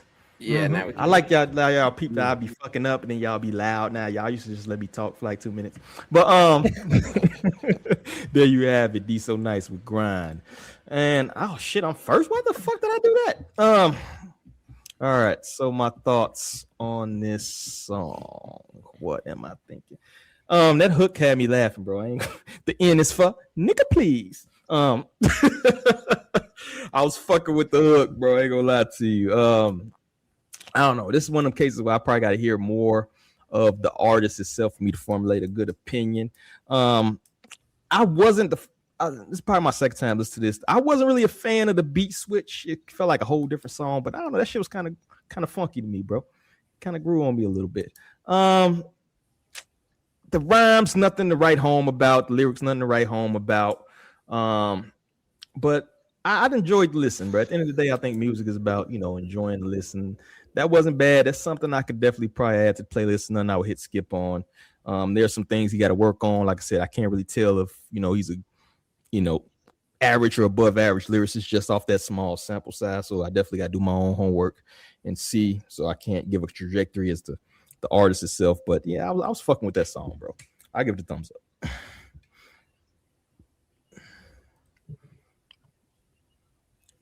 And who is next on the list? D and Lee. What you think, Lee? All right. So I do appreciate the vibe he was trying to bring, that smooth type of vibe. Feels like it's something that's meant to be for the ladies, kind of. But the hook was funny, yeah. When the end that caught me off, I was like, oh shit. But it's not like the worst thing ever. It's just not for me per se. Like I get the influence. Like I feel like, I think I would like to hear what it sounds like when he's like rapping without the singing, maybe. But unfortunately, it's a thumbs down. I think I've been on a thumbs down streak the last couple of times I've been up here. But, it's not that he's horrible. It's just that this one is not it for me. All right. One up, one down. Obi. Fair enough. Yeah, it's funny when you said the name D'So Nyce, I was like, oh, that's kind of familiar. And then you said Chicago, and I do cover a lot of Chicago people. And then I saw the cover. And yes, this is in my list and lineup of projects I'm trying to get to. So I was interested for sure to hear a song because I hadn't checked into it at all yet. And I wanted a little bit of a sample, see if it was going to be something that I was going to, look forward to or dread. I didn't love the songs. I also think that they could have just been two separate songs. Correct. But that said, I didn't hate them. I thought the second one I might have liked a little bit better, the second half, actually. But yeah, I think I'm going to go ahead and give it a thumbs up between the two. It's not like a super thumbs up on this particular track, but yeah, thumbs up from me. Okay. We got an interesting battle here. We might have a split decision round this bitch. Dale, what you got? So if you guys have ever heard of Icy Twat before, this is right up. This is right up the alley. It's like that old Slick Money Icy Twat, like early SoundCloud days. Hold up. Icy Twat? Yes. That's like I know, right? I'm not being it sounds funny. like a Siberian stripper, bro. Icy Twat? Icy Twat dropped hard beats, and it sounds just like some Icy Twat would be a part of. Icy Twat, hard beats. Let me find this. Let me find a fucking. He made beats for A$AP Rocky. You a freaky frog. You heard that? Fucking freaky frog. If you were around them SoundCloud era days, I'm talking about like deep in. I'm talking about like in it. Like you ain't like you so far underneath the iceberg, you might as well be the ice. Like that shit is. I've always been a fan of like A$AP Rocky as like beats that he would choose. And this is Rap the Alley, and I'm a fan of a song within a song. Like if you can like that Big Sean and Drake's song On Me, when that's the last part was like that 13 seconds of a hard ass song that was never coming out, like that, I'm a fan of that. Put that song out, but like keep putting like a little bit of a new song in there and never doing nothing with it. That's so thumbs up. Thumbs up. All right. Thumbs up. All right. That's what it's all about, bro. Let me see. Matter of fact, I'm put some icy twat in the group chat. All right, that sounds crazy. It sounds crazy, but when I put it, I'm gonna put the music in there. I can't save the sentence because it sounds even insane. Icy twat. I'm gonna put that in the book. Cam, bro, you kind of I guess you kind of lost. What do you guys mean by the second half of the song? Like the part where he wasn't rapping at all? Yeah, it was just like a different beat change. The beat change, yeah. Yeah, but he didn't do anything. He didn't do anything, but it's part of the song. He told them I to change started laughing when Lee said, I really enjoyed the second half of the song, because in my head I'm like, oh, you mean the part where he wasn't rapping? Good point. I thought he said something. I thought there was some vocals there. You might have to run it back. Damn, I gotta I didn't say shit. The girl was singing and the beat was switched up. Cloud's not Yeah, here. that was fire, you though. guys were like suspiciously nice to dude, and Cloud's not here, so I feel like I gotta be like an extra asshole. This is well, this I sounded gave a like- thumbs down, so don't. I feel know bad. you did, but you were very polite about it. Yeah, I try to be most times. This sounds like some Young Hummer Flint Flossie type shit. Like I if like this was Young a Hummer, satirical, Flint yeah, Flossie so do got I. the lyrics. Yeah, What you but talking about? satirically, I don't even know what sentence that is. keep it a bean, bro. Like this is satirically, like, yeah, this was cool. Like he taught us how to spell in 2 different genres of music. That's tight. I appreciate that. Thank you so much. You know, it's super elementary, but I thought it was satire, bro. I didn't think it was like a serious. Maybe I'll listen to some of his other shit, but I don't think it was like a super serious song, though. I mean, I listen to some of his other shit. I don't think he's a great lyricist, no disrespect to the brother if he out there, because he did send this in, but I don't think it's super. But I think it's in that vein. That's why it was kind of funny when you did say Flint Flossie and yeah, them motherfuckers got some shit I fuck with. You feel me? So I don't think he's necessarily like a bar hungry, like I'm finna tear your shit down, Jada Kiss type of fucking bar spitter, bro. I think that is kind of his lane. So that's why I kind of try to judge people. And I'm cool with that. Like it sounded cool, but Right. I don't know how serious he is. You know what I mean? Yeah, that's fair. Like, is this his tone across his other tracks, or was this like Yeah, kind of. This might be actually the better of the. That's just my personal opinion. This might be the better of the. Oh, this shit. the best. Oh, okay. Yeah. You know, are there more spelling songs, or is this the only one? You just gotta check it out, man. The diamond tape is there. You just gonna have to run through it, brother. I'm gonna have to run it back. Yeah, I can't even. Yeah, My this is memory one is of the not better, great. to me, this is one of the better tracks to me. You feel me? So, take that for what it's worth. But what you got, man? Up or down, bro? Down, bro. Damn. Damn, bro. All right. Any specific reason outside of just it's elementary? It's just, I mean, the bar work was really bad. I mean, Yeah, the bar work wasn't great. He stopped. He let the beat run for what, almost 4 minutes, and he stopped any lyricism whatsoever, like 2:30. So it just, I don't know, just seemed really lazy.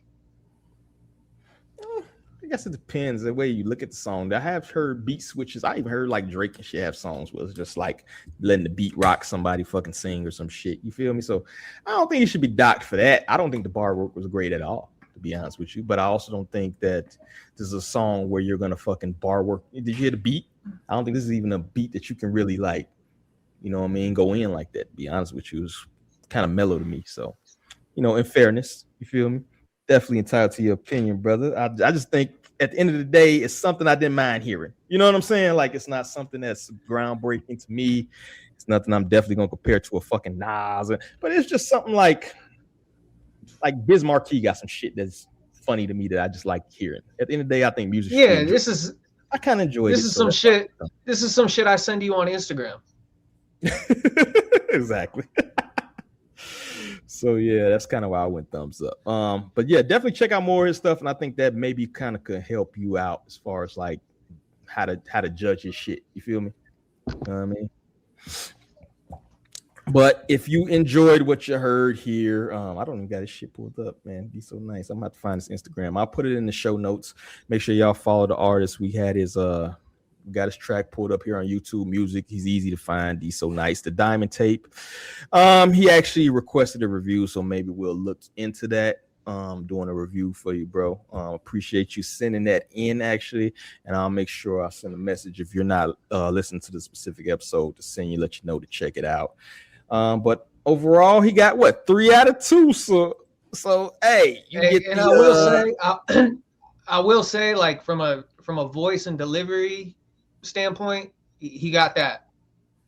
Like his confidence is on point. His delivery, he's got a great voice. I just want to hear like, I don't know, like some serious music. Yeah, definitely. But as far as that, 3 out of 2 split decision. So you No get one the, knows what it means, but it's provocative. It gets the people going. Gets the people going. So appreciate you, brother. Ain't no way I would have guessed he was from Chicago. Yeah, definitely, man. Chicago. No way whatsoever. I would have said Atlanta. Off rip, I would have said Atlanta. No, I mean Chicago. I think doesn't really have a sound, man. If you listen to people, if you think like Chief Keef and Twista from the same place, he'd be like, "Get the fuck out of here." But I think it's a very diverse sound in Chicago, definitely. And of course, we got how many people up in this motherfucker? 108 people watching us right now. We're about to get into the good discussion questions. Probably my favorite part of these podcasts. So make sure that y'all hit the share button. Make sure y'all let people know that we live on this Friday evening. Y'all ain't got no jobs. Y'all ain't got shit to do. You feel me? The Christmas season coming up. You off work. Get your ass up in here. Jake Paul ain't getting his ass beat yet. So get up in here and make sure y'all check us out. You feel me? But first discussion question we got right now. YouTube announces it won't deliver sales figures to Billboard going forward just because of the way I guess they do business over there or the way they count them. So I guess the question is, and we already kind of hit on sales and shit earlier. Is there any effect y'all see on the industry? Is actually YouTube has their own like music. We just was on YouTube Music. They have their own music platform. Is this like a precursor to some maybe YouTube branching off doing their own thing, maybe becoming bigger than the fucking machine called Billboard? But what do y'all think about that move of them no longer delivering their sales or play figures over to Billboard to count? We're gonna get YouTube billboards now. This is gonna be YouTube. Everybody's gonna have numbers, and like Spotify, YouTube, like it's gonna be a numbers race. Like it's basically gonna be the Cold War of music now. So I feel like niggas is gonna be so fast to post numbers because doesn't Billboards do theirs every hour or is it every week? I have no fucking clue, to be honest with you. I never really looked into. I never cared enough to look into it. And see, and we as the people had to start looking because now we have to see who's putting stuff up first and then rewriting their numbers because you can edit button is a click away. So anybody can like fluctuate the numbers. So saying Young Boy's hot on YouTube, but he's not a hot on Spotify or Tidal and shit like this. So there's going to be a whole bunch of fluctuation times 10. And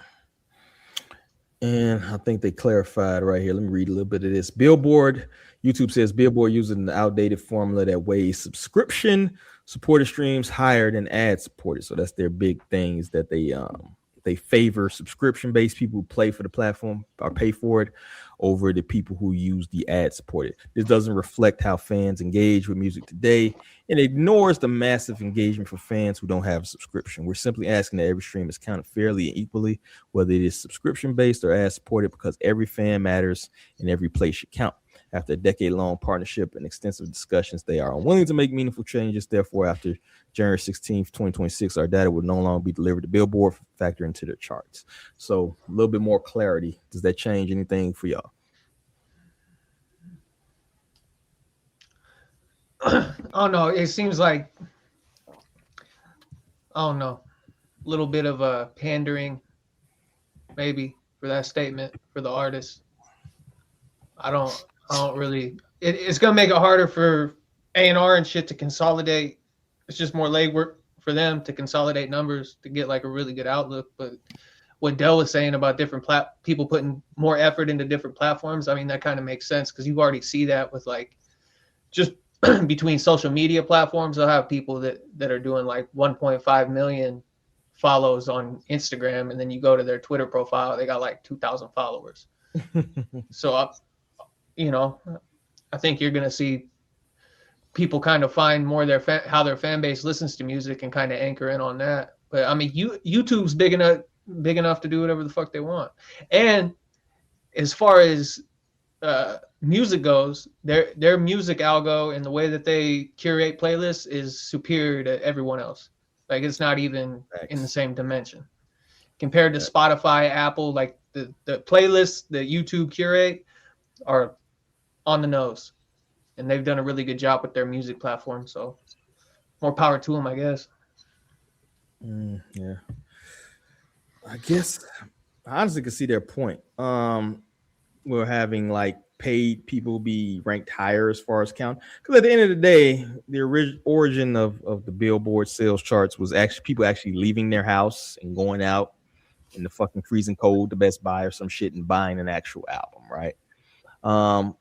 It doesn't hold the same weight to me as you hitting play on a fucking YouTube. You know what I mean? Not to discredit anybody or whatever. So I could see why you would weigh paid subscriptions more than, and I also think that the bots probably have an effect on that as well, right? It's less chance for you to be in bot if you have a paid subscriber, somebody who's putting money on the line to listen to this, as opposed to just a bunch of random clicks from fucking South Korea or some shit, right? So to me, it makes a lot of sense.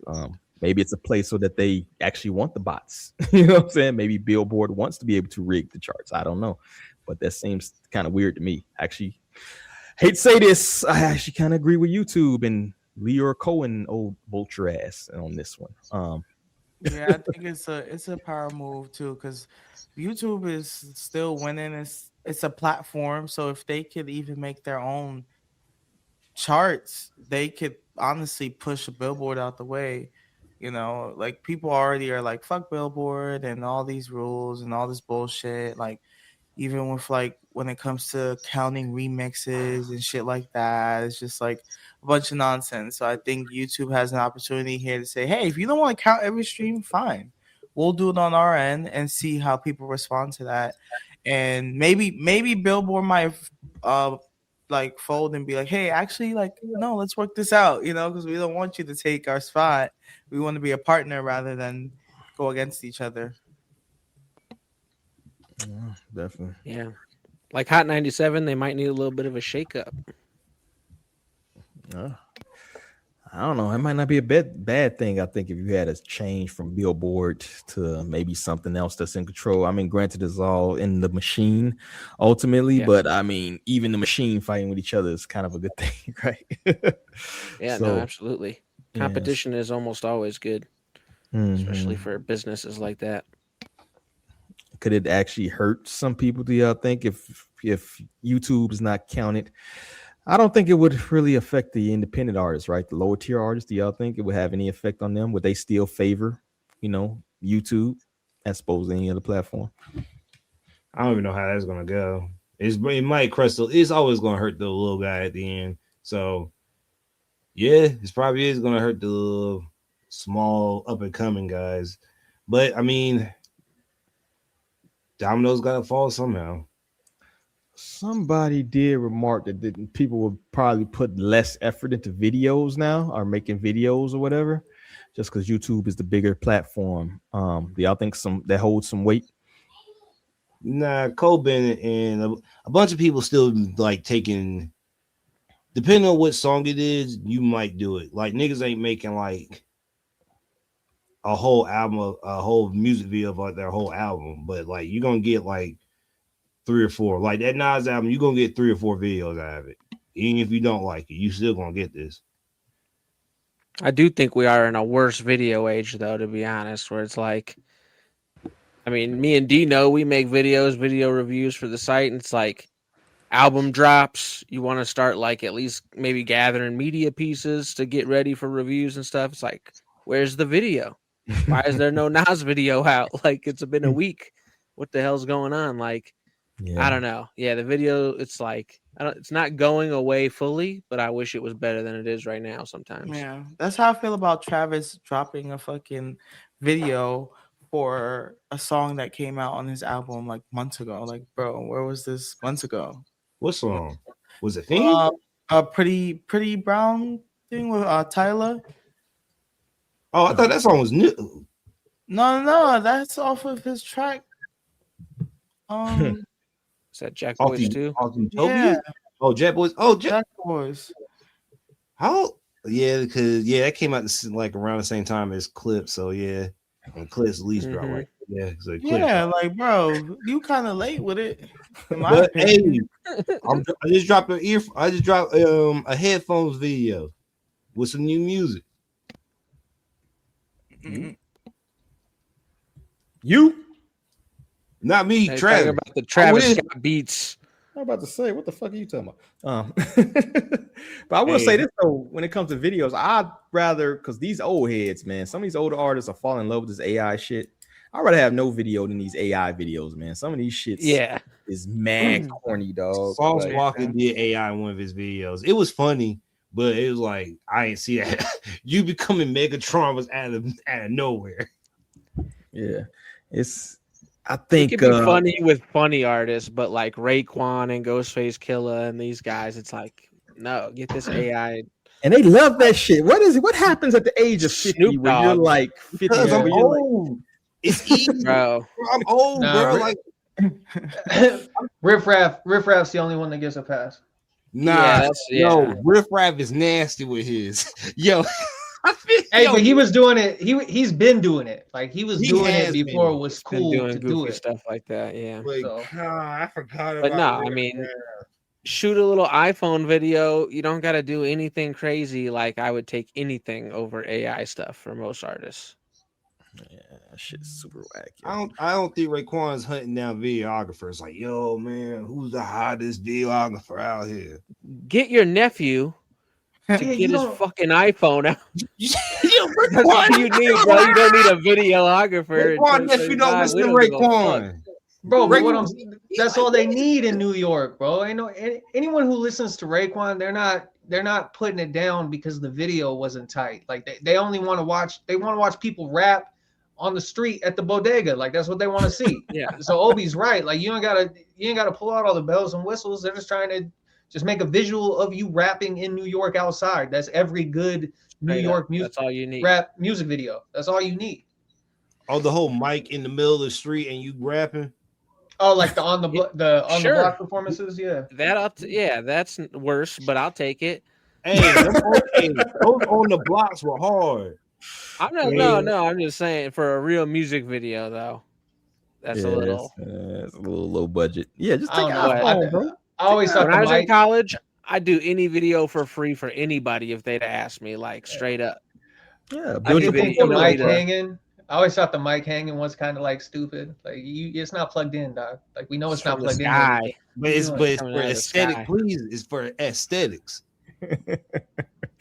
Anything better than that, bro.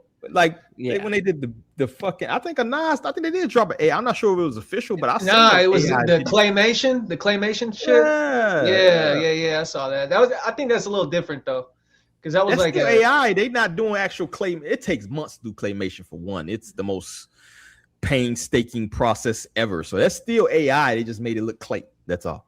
Y'all remember Gumby? Gumby hit so hard, dude. They took like 6 months to do those fucking episodes, bro. So yeah, Gumby and 5 years. Yo, it was ridiculous.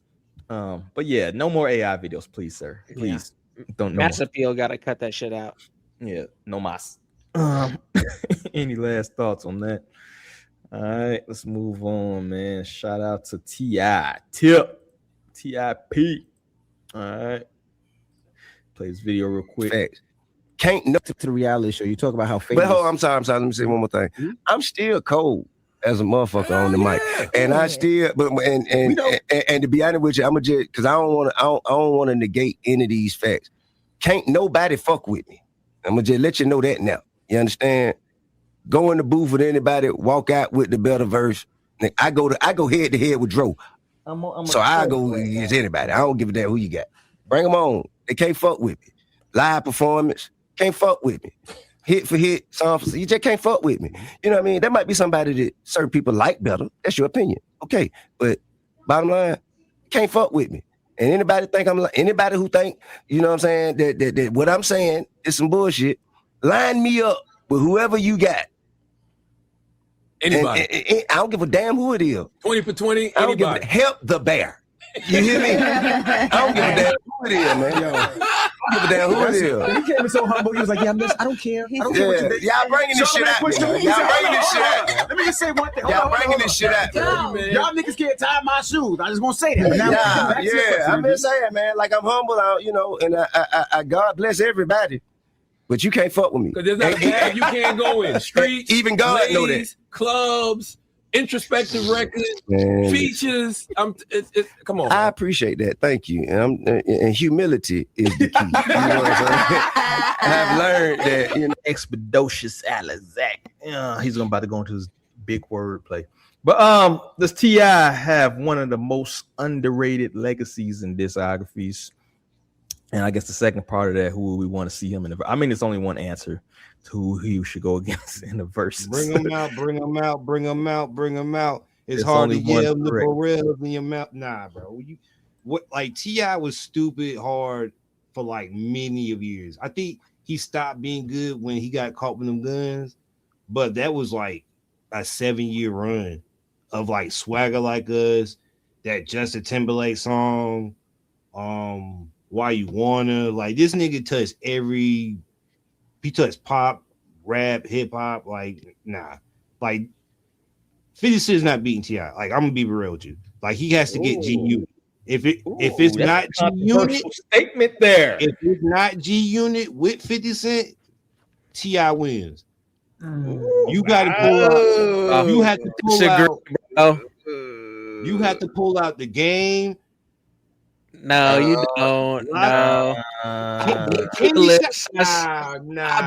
list. I've done the math. 50 Cent's beating T.I., but he is great. I don't know. 50 Cent ain't beating Swagger Like Us. In the club, like the greatest record. Better. Nah, you can't do that. Bring them out beats in the club. What? You can't change records. You just change the record. But all right. Bring them out against in the club. I'm going to bring them out. 21 Questions against Why You Wanna. I'm going 21 questions. What? Are you talking about? Yeah. I'm not saying those songs are bad. I'm just saying they don't beat the songs that you comparing them against. They don't. Why You Wanna don't beat 21 Questions? No, Nate Dogg on that. Mini Men. What's going against Mini Men, dog? Nothing beat Mini Men. Exactly. I'll give you that one. But that's 1 point. That's one. If it weren't for Nate Dogg, 21 Questions loses. I ain't gonna lie. I don't agree with your opinion on that. Listen, there was definitely a lot of tracks by T.I. on repeat for me. Like I would play that shit back to back to back. But those were bad examples. What? Sorry. Oh, yeah, Many Men loses the top back. No, I should mute your mic. No, it doesn't. Mute your fucking mic. And here, I'm going to drop something on you that you might not like, is that I think 50 Cent's discography as a whole is better because he dropped fewer. Like T.I. he's got some bad albums, bro. He got something like 5 or 6 pretty mediocre ones, and 50 Cent's got like 1 or 2 mediocre ones, and then he cut the shit and stopped. So you know what I mean? I think I go 50 Cent over T.I. for total discography, although T.I.'s got more albums that are better. Does that make sense? Yeah. I think T.I. does more so talking from straight rapping. I have seen him go on the fucking LA Leakers recently, and he's still spitting. You know what I mean? He's still spitting his shit. So maybe if bar for bar, if they had to just rap, you feel me? T.I. might edge him, but I think in a versus where it's basically just like radio hits, right? Like if we're being honest, is whatever song people know the most. I think 50 has more songs, but I think the correct answer is Ludacris anyway.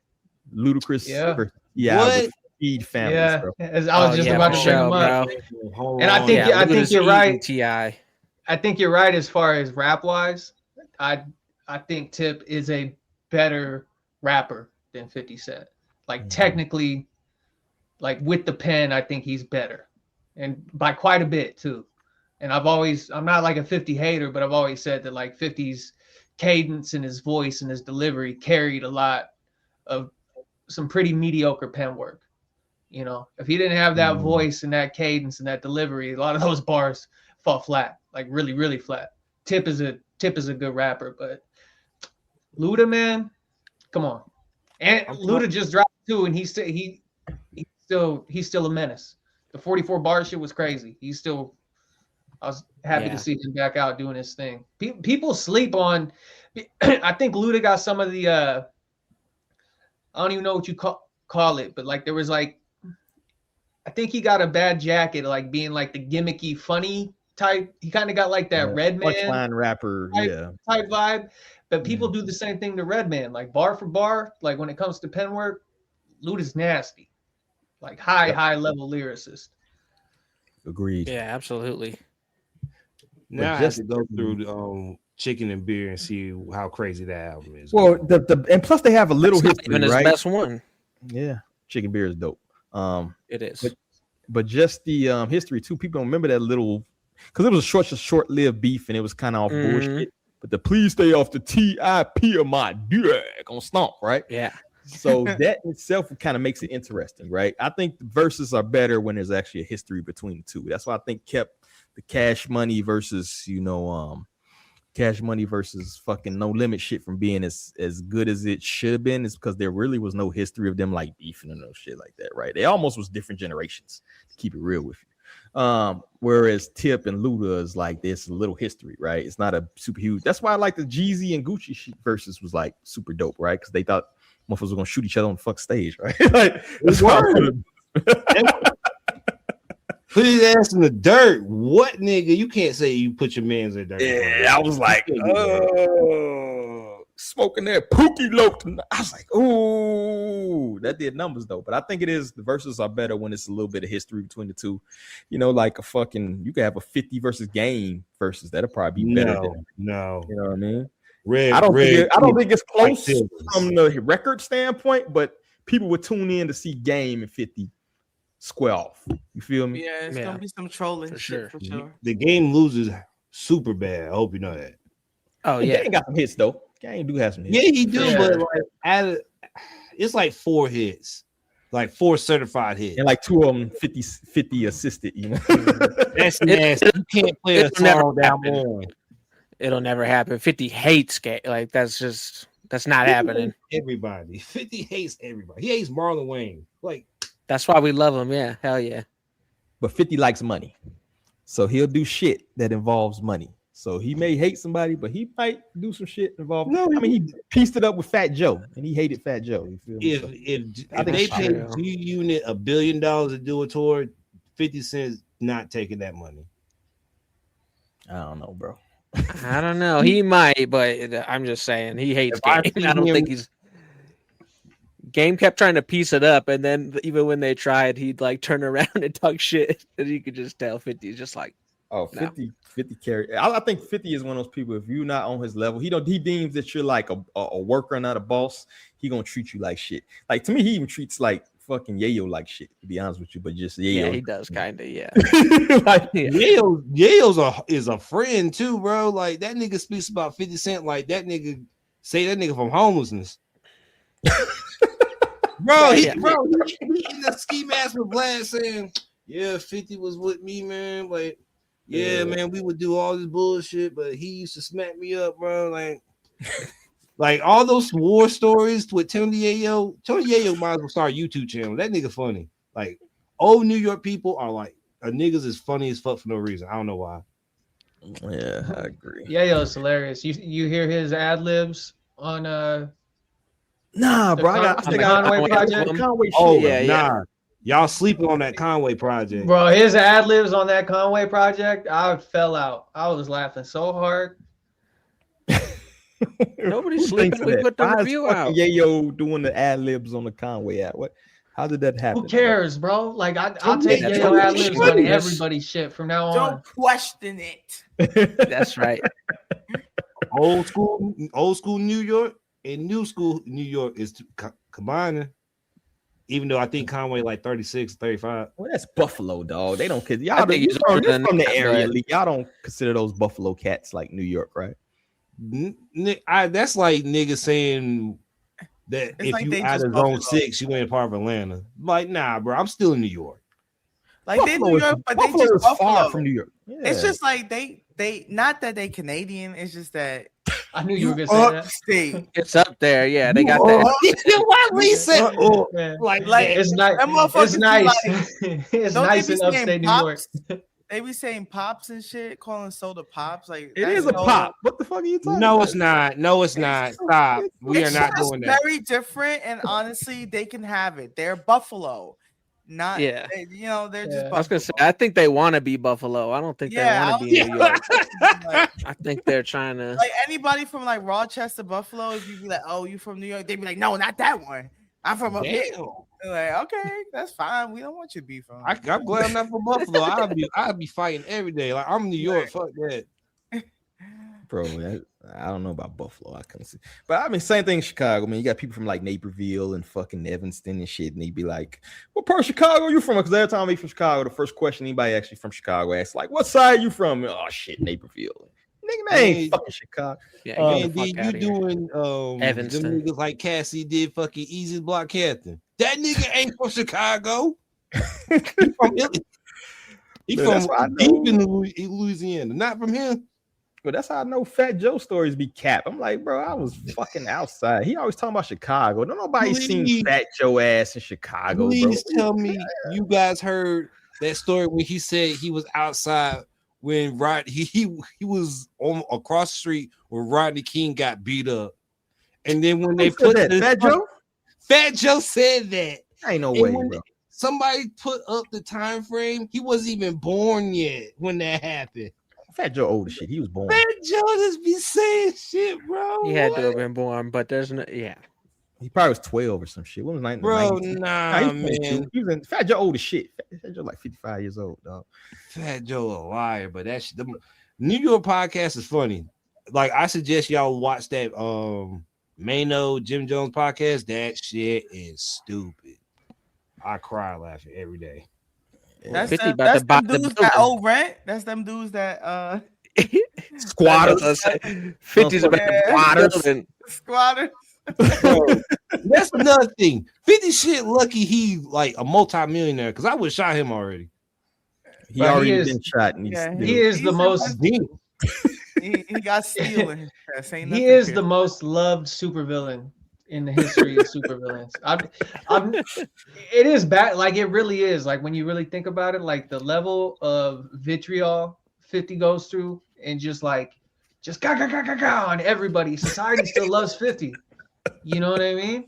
Yeah, yeah. He's out there going Genghis Khan. He's going Genghis Khan on everyone's reputation, and everyone's just still rocking with 50. Like, it really needs to be studied. I don't know how he did it. How you hate this many people? But you know what? He gotta be solid. Like his reputation gotta be like fucking steel, bro. Because I was gonna they would say. have pulled some bullshit out by now. Like they probably been digging for some bullshit on 50, bro. He just moves like a motherfucker who ain't never been on the Epstein flight, bro. He ain't never motherfucking he ain't never been caught at Diddy's house at the party and no shit. Like he gotta have some fucking magical shield around him where he avoided bullshit. So I don't know, man. Shout out to 50, who's the America's supervillain. He's like the Dallas Cowboys of fucking supervillains, right? America's Damn. Yeah, all his shit's like with his, like exes, and everybody's just like, oh, just whatever. That's his business. His own son hates him, dog, and we still love 50, bro. He's beefing with his son, dog. Like everybody just is like, his son's got a problem. Then I don't know. It must be the mama saying those bad things. Shut up. Yo. Don't believe the mama. 50 Cent's a good, upstanding man. That's what I'm saying. No, I can't stand him. But he really, you gotta appreciate that he sticks to his. What you see is what you get. You know what I'm saying? There's no guessing. He's gonna tell you exactly what it is, and you can know. All right, this is the motherfucker I need to stay away from because he's gonna taunt me if I slip up. So yeah, you stay over there, motherfucker. Yeah. You know? I don't want no beef with 50, dog. We good. You'll never be crash dummy over here, 50. I ain't scared of you, but fuck that. I don't need that in my life. Oh God. Shout out to, and we had a hypothetical come up, right? Love Benny, love Conway, but let's not be silly now. Slaughterhouse would wrap circles around any rap group in history. Wu, G-Unit, Fuji's Black Hippie, Griselda, the Furious Five. Why the Furious Five? What the fuck is this nigga talking about? That nigga on dope. I don't care who you pick. House Gang would dog walk them niggas. This might be. He ain't even got it. He ain't even got the little check. Like I was about to say, bro. He's not even love of the game. He's not even chasing for that. I was about to say He's just saying stupid shit. That's crazy. Like he started going crazy with the other comparisons, but I think it's a discussion to be had between Slaughterhouse and Griselda. I guess. Man, we ain't nothing to discuss. Them niggas, they're different. It's different. They're fucking different. Like it's different genres. Like it really is. When it comes to like the like how they rap, like Slaughterhouse is a much more like technical style. I mean, Joel gets on some street shit too. But I see what they say. They all do, but like Crook, Royce, I mean, you're talking like upper echelon, like connecting words, like crazy internal rhyme schemes, like. But bar for bar, dude, Conway can hang with anybody. So I don't, you know, I mean, Benny and Westside, I couldn't really put them up there, but Conway's a crazy good writer, man. So I think that's a little. I mean, he's a little bit over his heels saying that. I get where he's coming from, but I think to be fair, he's saying like the whole group versus the whole group, right? Like it's not just Conway versus Joel. This is your only strongest side gun versus Royce. Is like, what the fuck are we doing even here? Like, no offense, like boom, boom, boom, boom. Hey, Westside, hey, fuck out of here. Royce better get in his Royce and take his ass home. And boom, boom, boom comes. When you hear some boom, boom, boom. Hey, yo. Lock your doors. Demons home. Nah, his voice always cracks me up because you look at him and then you're like, all right, he about to have this like this grizzly type. This shit don't like. I was eating oxtails at the laundromat. Hey, now y'all laughing, but that shit hard. I think it's what makes him unique, though. I think it's what it's like. What the fuck? Oh, he's really spitting though. Hold on, let me if you're like me and you like Westside Gun stuff, but you don't love his voice, Mickey Diamond, bro. He's like doing the same stuff, but his voice is so much better. You don't like your size voice, dog? No. I'm getting used to it too, and not gonna lie. The first time I was like, "What the fuck?" There's songs I like. There's tracks and songs I like, but that's no. I mean, Danny Brown, Griselda bunched. Danny Brown kind of got that too, but. Danny Brown's amazing. Danny's a great rapper. I don't think he gets enough credit. Danny's way better. Yeah. I think Danny Brown is like super underestimated in his writing ability. He's a really good lyricist. But I like him not sober though. That's the sick part. He need to be high. Like I promise you. Like I forgot what album it was. But the song 25 was on it. I was like, this nigga is amazing. I have to start listening to Dame Brown. Like when Dame Brown got clean, I stopped listening, but I always supported him because getting clean is a great thing. His new shit was cool. Absolutely. I like that new album. Yeah, that was good. Yeah. When I saw this tweet, Starlink, what was it called? Shit. Now you got Starlink or some shit like that. Starline. Starline, yeah. Oh, the one with the cowboy boots, yeah. Slipping it. But yeah, for this tweet, the one thing I would say though is also like So I actually kind of agree with this. I do think Slaughterhouse has, if you take your best 4 guys from any group, whatever, I think if you were in a battle scenario trying to go head to head, Slaughterhouse probably could beat most groups.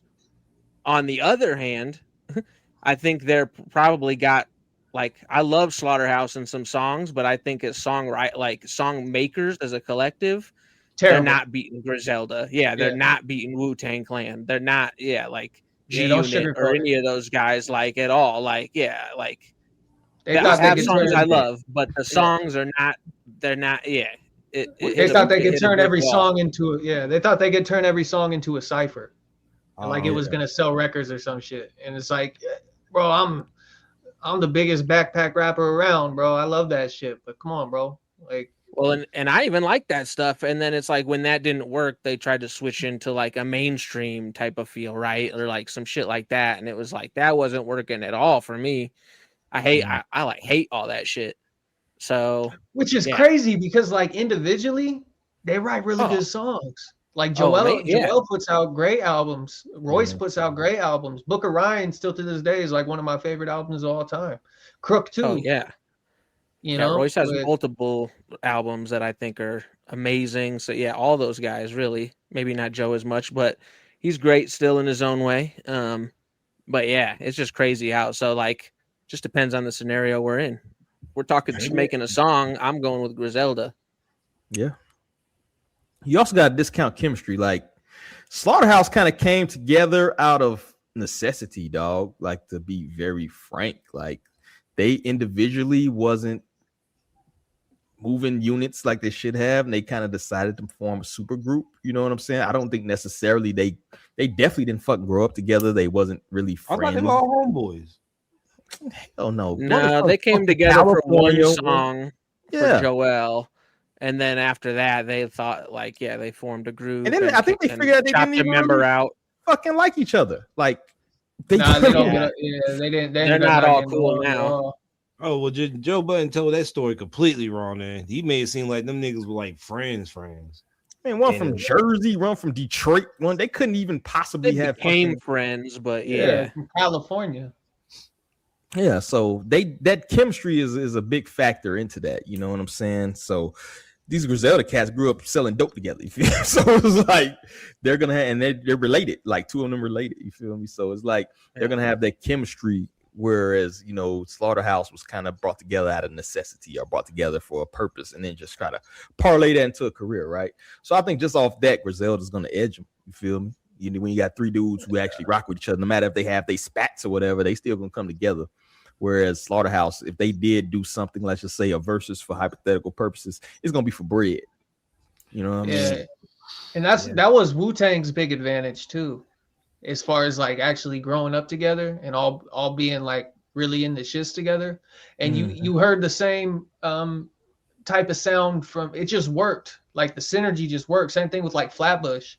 It's the same type of deal. Like those guys were in each other's pockets since they were little kids, so it was like effortless. Slaughterhouse did seem like forced, like you're just taking like really good pens and just kind of like smushing them together, hope they come up with a good drawing, and it don't really work like that, you know. Because Griselda, like everybody plays their position, you know. No one's expecting Gunn to outbar Conway, you know. And Benny's always just been that consistent, like solid verse. Yeah, it's always the same verse, but it's a solid verse. You know what I mean? Yeah, we like that verse. Yeah, it's a good verse. It's how will he flip his verse this time? Oh, okay, I see what and they're trying to grow, right? Like realistically, Slaughterhouse was always gonna just be the 4, whereas Griselda like gained Stove God, kind of have Boldy come in and out at times. Like they got some other people that kind of they mess with a little more. Oh yeah, BSF's been great, bro. BSF's been great, especially like with the up they gave to OT, like OT the Real. A lot of his steam is because of them. So they really OT El Camino. One of those crew albums that would actually be pretty dope. You get Boldy and OT, and they should do a crew album, man. If they can get that together and pull that off, that might actually. They should, yeah. I hope That's so. kind of what the outcome was earlier. That was kind of like a BSF one a little more, but it had Conway on it and had some other people. And yeah, that was good. Me and Lee both like that. So they should be doing that shit. Everyone raps better when they feature for OT. And I'm not just saying that as like an OT stan. You can go and look at like OT's projects when he gets features on there. The best verses you'll ever hear from anybody else are going to be on an OT project. Go listen to OT's last project with the verse that Benny did. It's like, bro, where has this dude been for the last 10 years? Shit, the verse Dave East delivered to him and shit. Like, what the fuck you been? Yeah. What the fuck I'm is this still Dave running East that on life Karma first life. for? Wait, I mean, you listen to Dave East, D? I listen to everybody, dog. I'm a reviewer of music, bro. I listen to everybody. I'm finna fire up this Ice Spice in a minute and see what this is. No, I'm just fucking with you. But nah, I check out everybody, man. I give everybody a fair shake, dog. But yeah, I fuck with Dave East, man. I fuck with Dave East. Any last thoughts on Slaughterhouse versus Griselda? Did we even say who would win? I think we all went, right? We all say who we would take. I say Griselda. I agree with you. So is it between? But wasn't Wu part of it too? Nah, that shit was some. He was tripping. He said Yeah. like names that were like, nah, bro. You just He did the Furious Five, dog. I'm not finna sit Ain't here. nobody listen to Furious. Ain't nobody, man. Furious 5 ain't been spoken about like in years. Yeah, he was tripping. He was just on some other shit. Like I said, for love of the game, get you a check, bro. If you're gonna troll like that, bro, get you a check so you can get some Elon bucks from that shit. But anyway, man, let's go on to our under the algorithm, our sleeper picks. You feel me? Whoever wants to start, what you been listening to, or who would you recommend that's not beginning they just do out here. Go All ahead. right, I got one ready. I got like I mentioned earlier, Mickey Diamond had a new album come out this week with Big Ghost Limited. The song "I Dare You," but really that whole album is fire. You could run that whole thing, and no, you don't got to skip around or nothing. But yeah, "I Dare You," Mickey Diamond album just came out. Run that up. Okay. Anybody else? I'm gonna bring him up again because I've been listening to a lot of his stuff lately, and he really deserves the notoriety. Jalen Frazier. I think Obi ended up checking out one of his projects. Yep. But this dude Jalen Frazier, he's got under 4,000 monthly listeners. The sound quality is amazing. The bar work's crazy. He's got a cool aesthetic. You know, conceptually everything's on point. So I'm pushing for him. So shout out to Jalen Frazier. All right, cool. Anybody else? Well, while I was reviewing 21's album, people were comparing Mr. Recoup to Neck and Wrist by Pusha, Jay-Z, and Pharrell. So I went back to like compare them because I'm like, what is the comparison about? Like, this song ain't even all that for y'all to be comparing, in my opinion. So I went to go listen to Neck and Wrist. It's off of It's Almost Dry for Pusha T, and I'm like, bro, like Pharrell, first of all, adds another level of sauce that's not on the song for Mr. Recoup, in my opinion. So I was like, it's not even comparable as far as like the content of the lyrics. Like the vibe is better on Neck and Wrist. So I feel like that's a sleeper in my opinion. So I kind of started bumping that one after. I was like, oh, this is what y'all was trying to give. This is, you know, they not there though. I'm gonna force myself to listen to that song. I hate Pusha T, but I'm gonna try to listen to it. I really don't like Pusha T. I really don't. So you didn't like anything off of Clips's project? I ain't gonna lie to you. I didn't listen to Clip's project. You didn't listen to it? You tweeted me earlier this week. It was not good. I did. I tried to, I got to the 6th song, and I'm like, bro, man, go listen to FICO first, and then come back to tell me. Okay, because FICO. I tried to.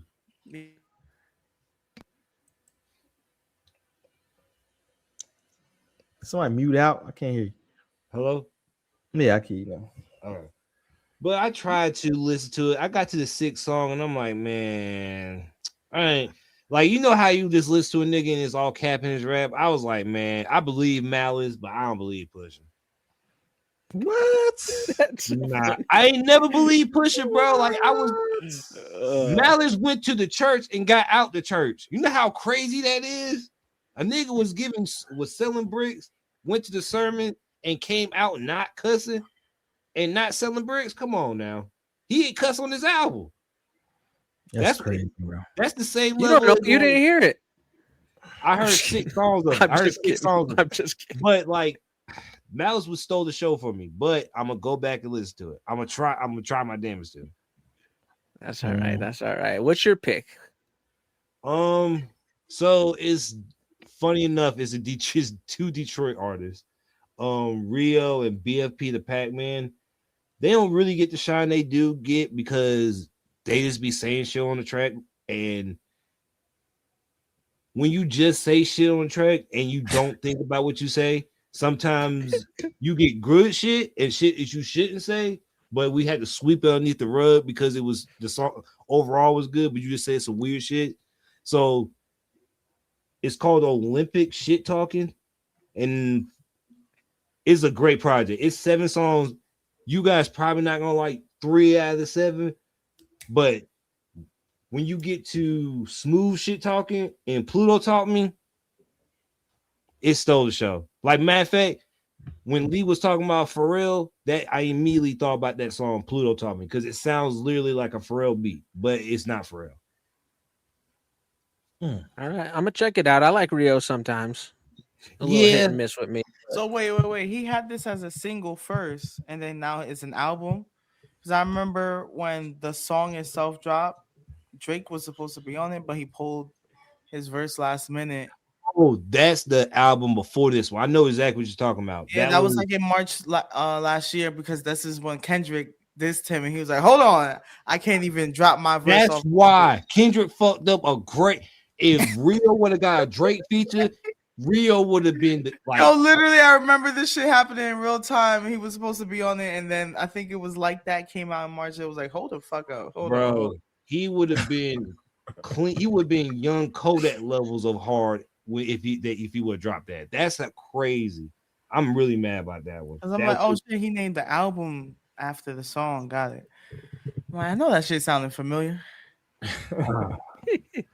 See, if I was from Detroit, I rap just like this. That's why I wish I could be a rapper, but I'm too damn old now.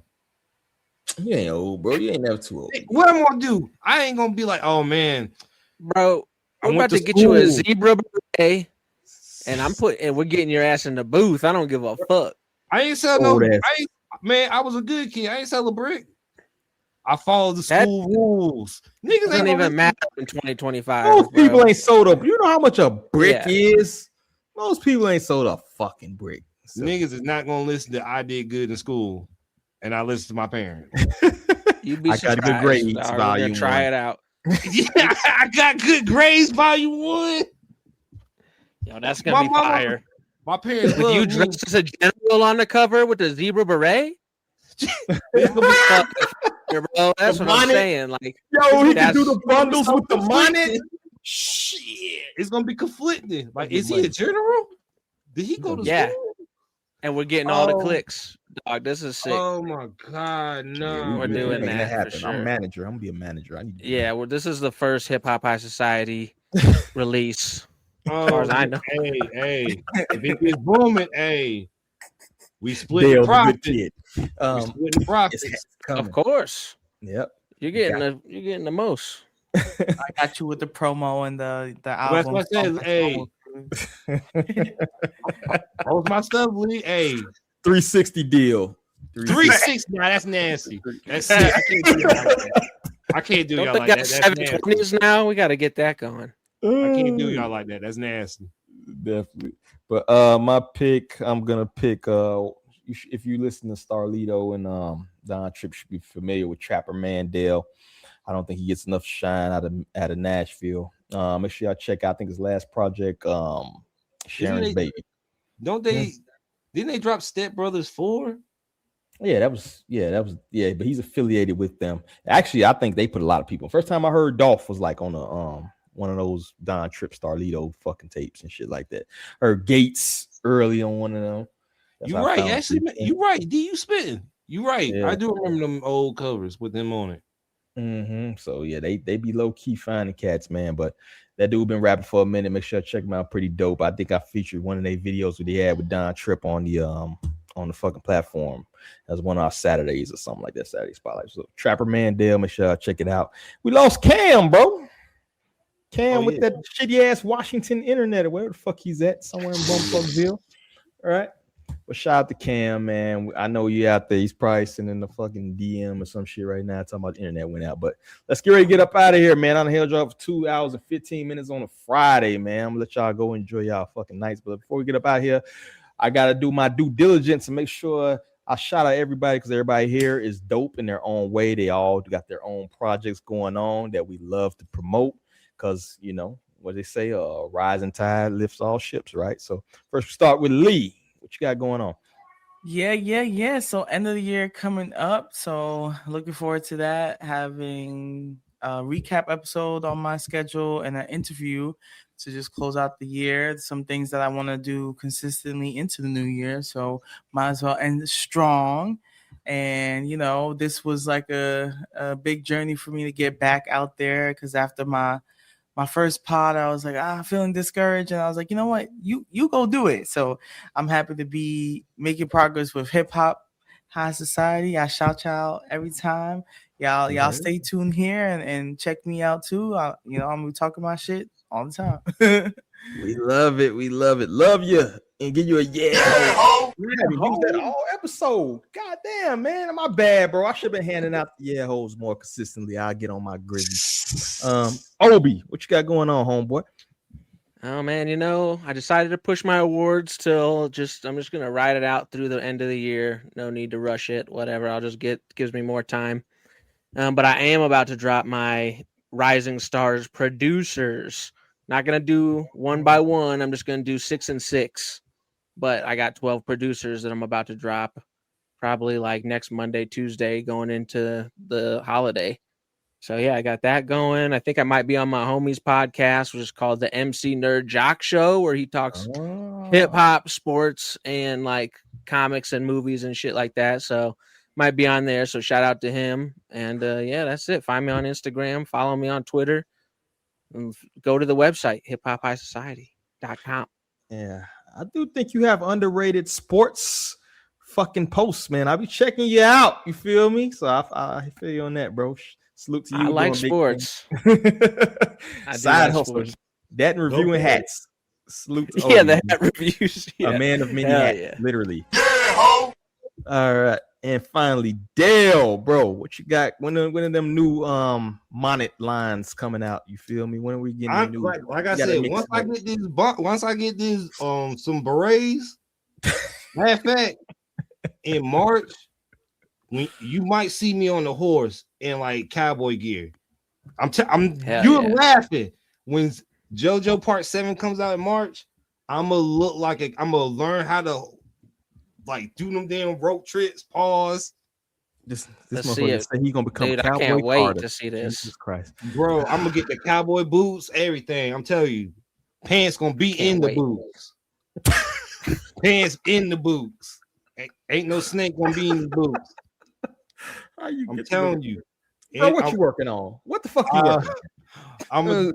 I got one last video to do for the year about the final season of My Hero. I finally got a chance to edit it and put some stuff on it. But next year I'm gonna be doing a lot more anime reactions and a lot more. I'm gonna start streaming and start reading chapters of mangas and like start doing more. Like I started doing my YouTube late this year, and I actually got off my ass and actually started doing it. And I want to say thank you guys for helping me be a part of it, because learning through you guys, I learned how to pod better and do videos better. So me getting better is by proxy you guys. So thank you. But yeah, I just want to get my YouTube booming and try to figure out how to, and get this podcast booming too. So 2 birds, 1 stone. There you go. We appreciate you, Dale, man.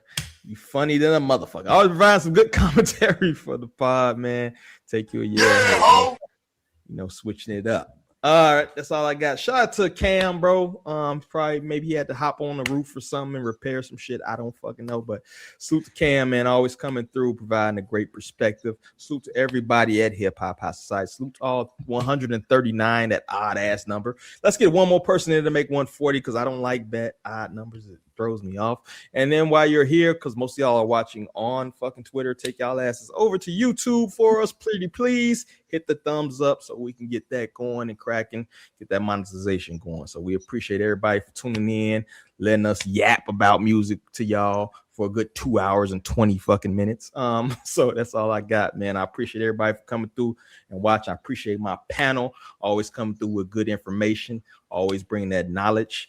And just appreciate everybody. Make sure y'all go to the website and check us out because we do more than just yap. We also provide reviews and good knowledgeable musical information. So that's all I got. So on behalf of everybody here, I got to say peace. Happy holidays. Happy holiday. Merry Christmas. Happy New Year.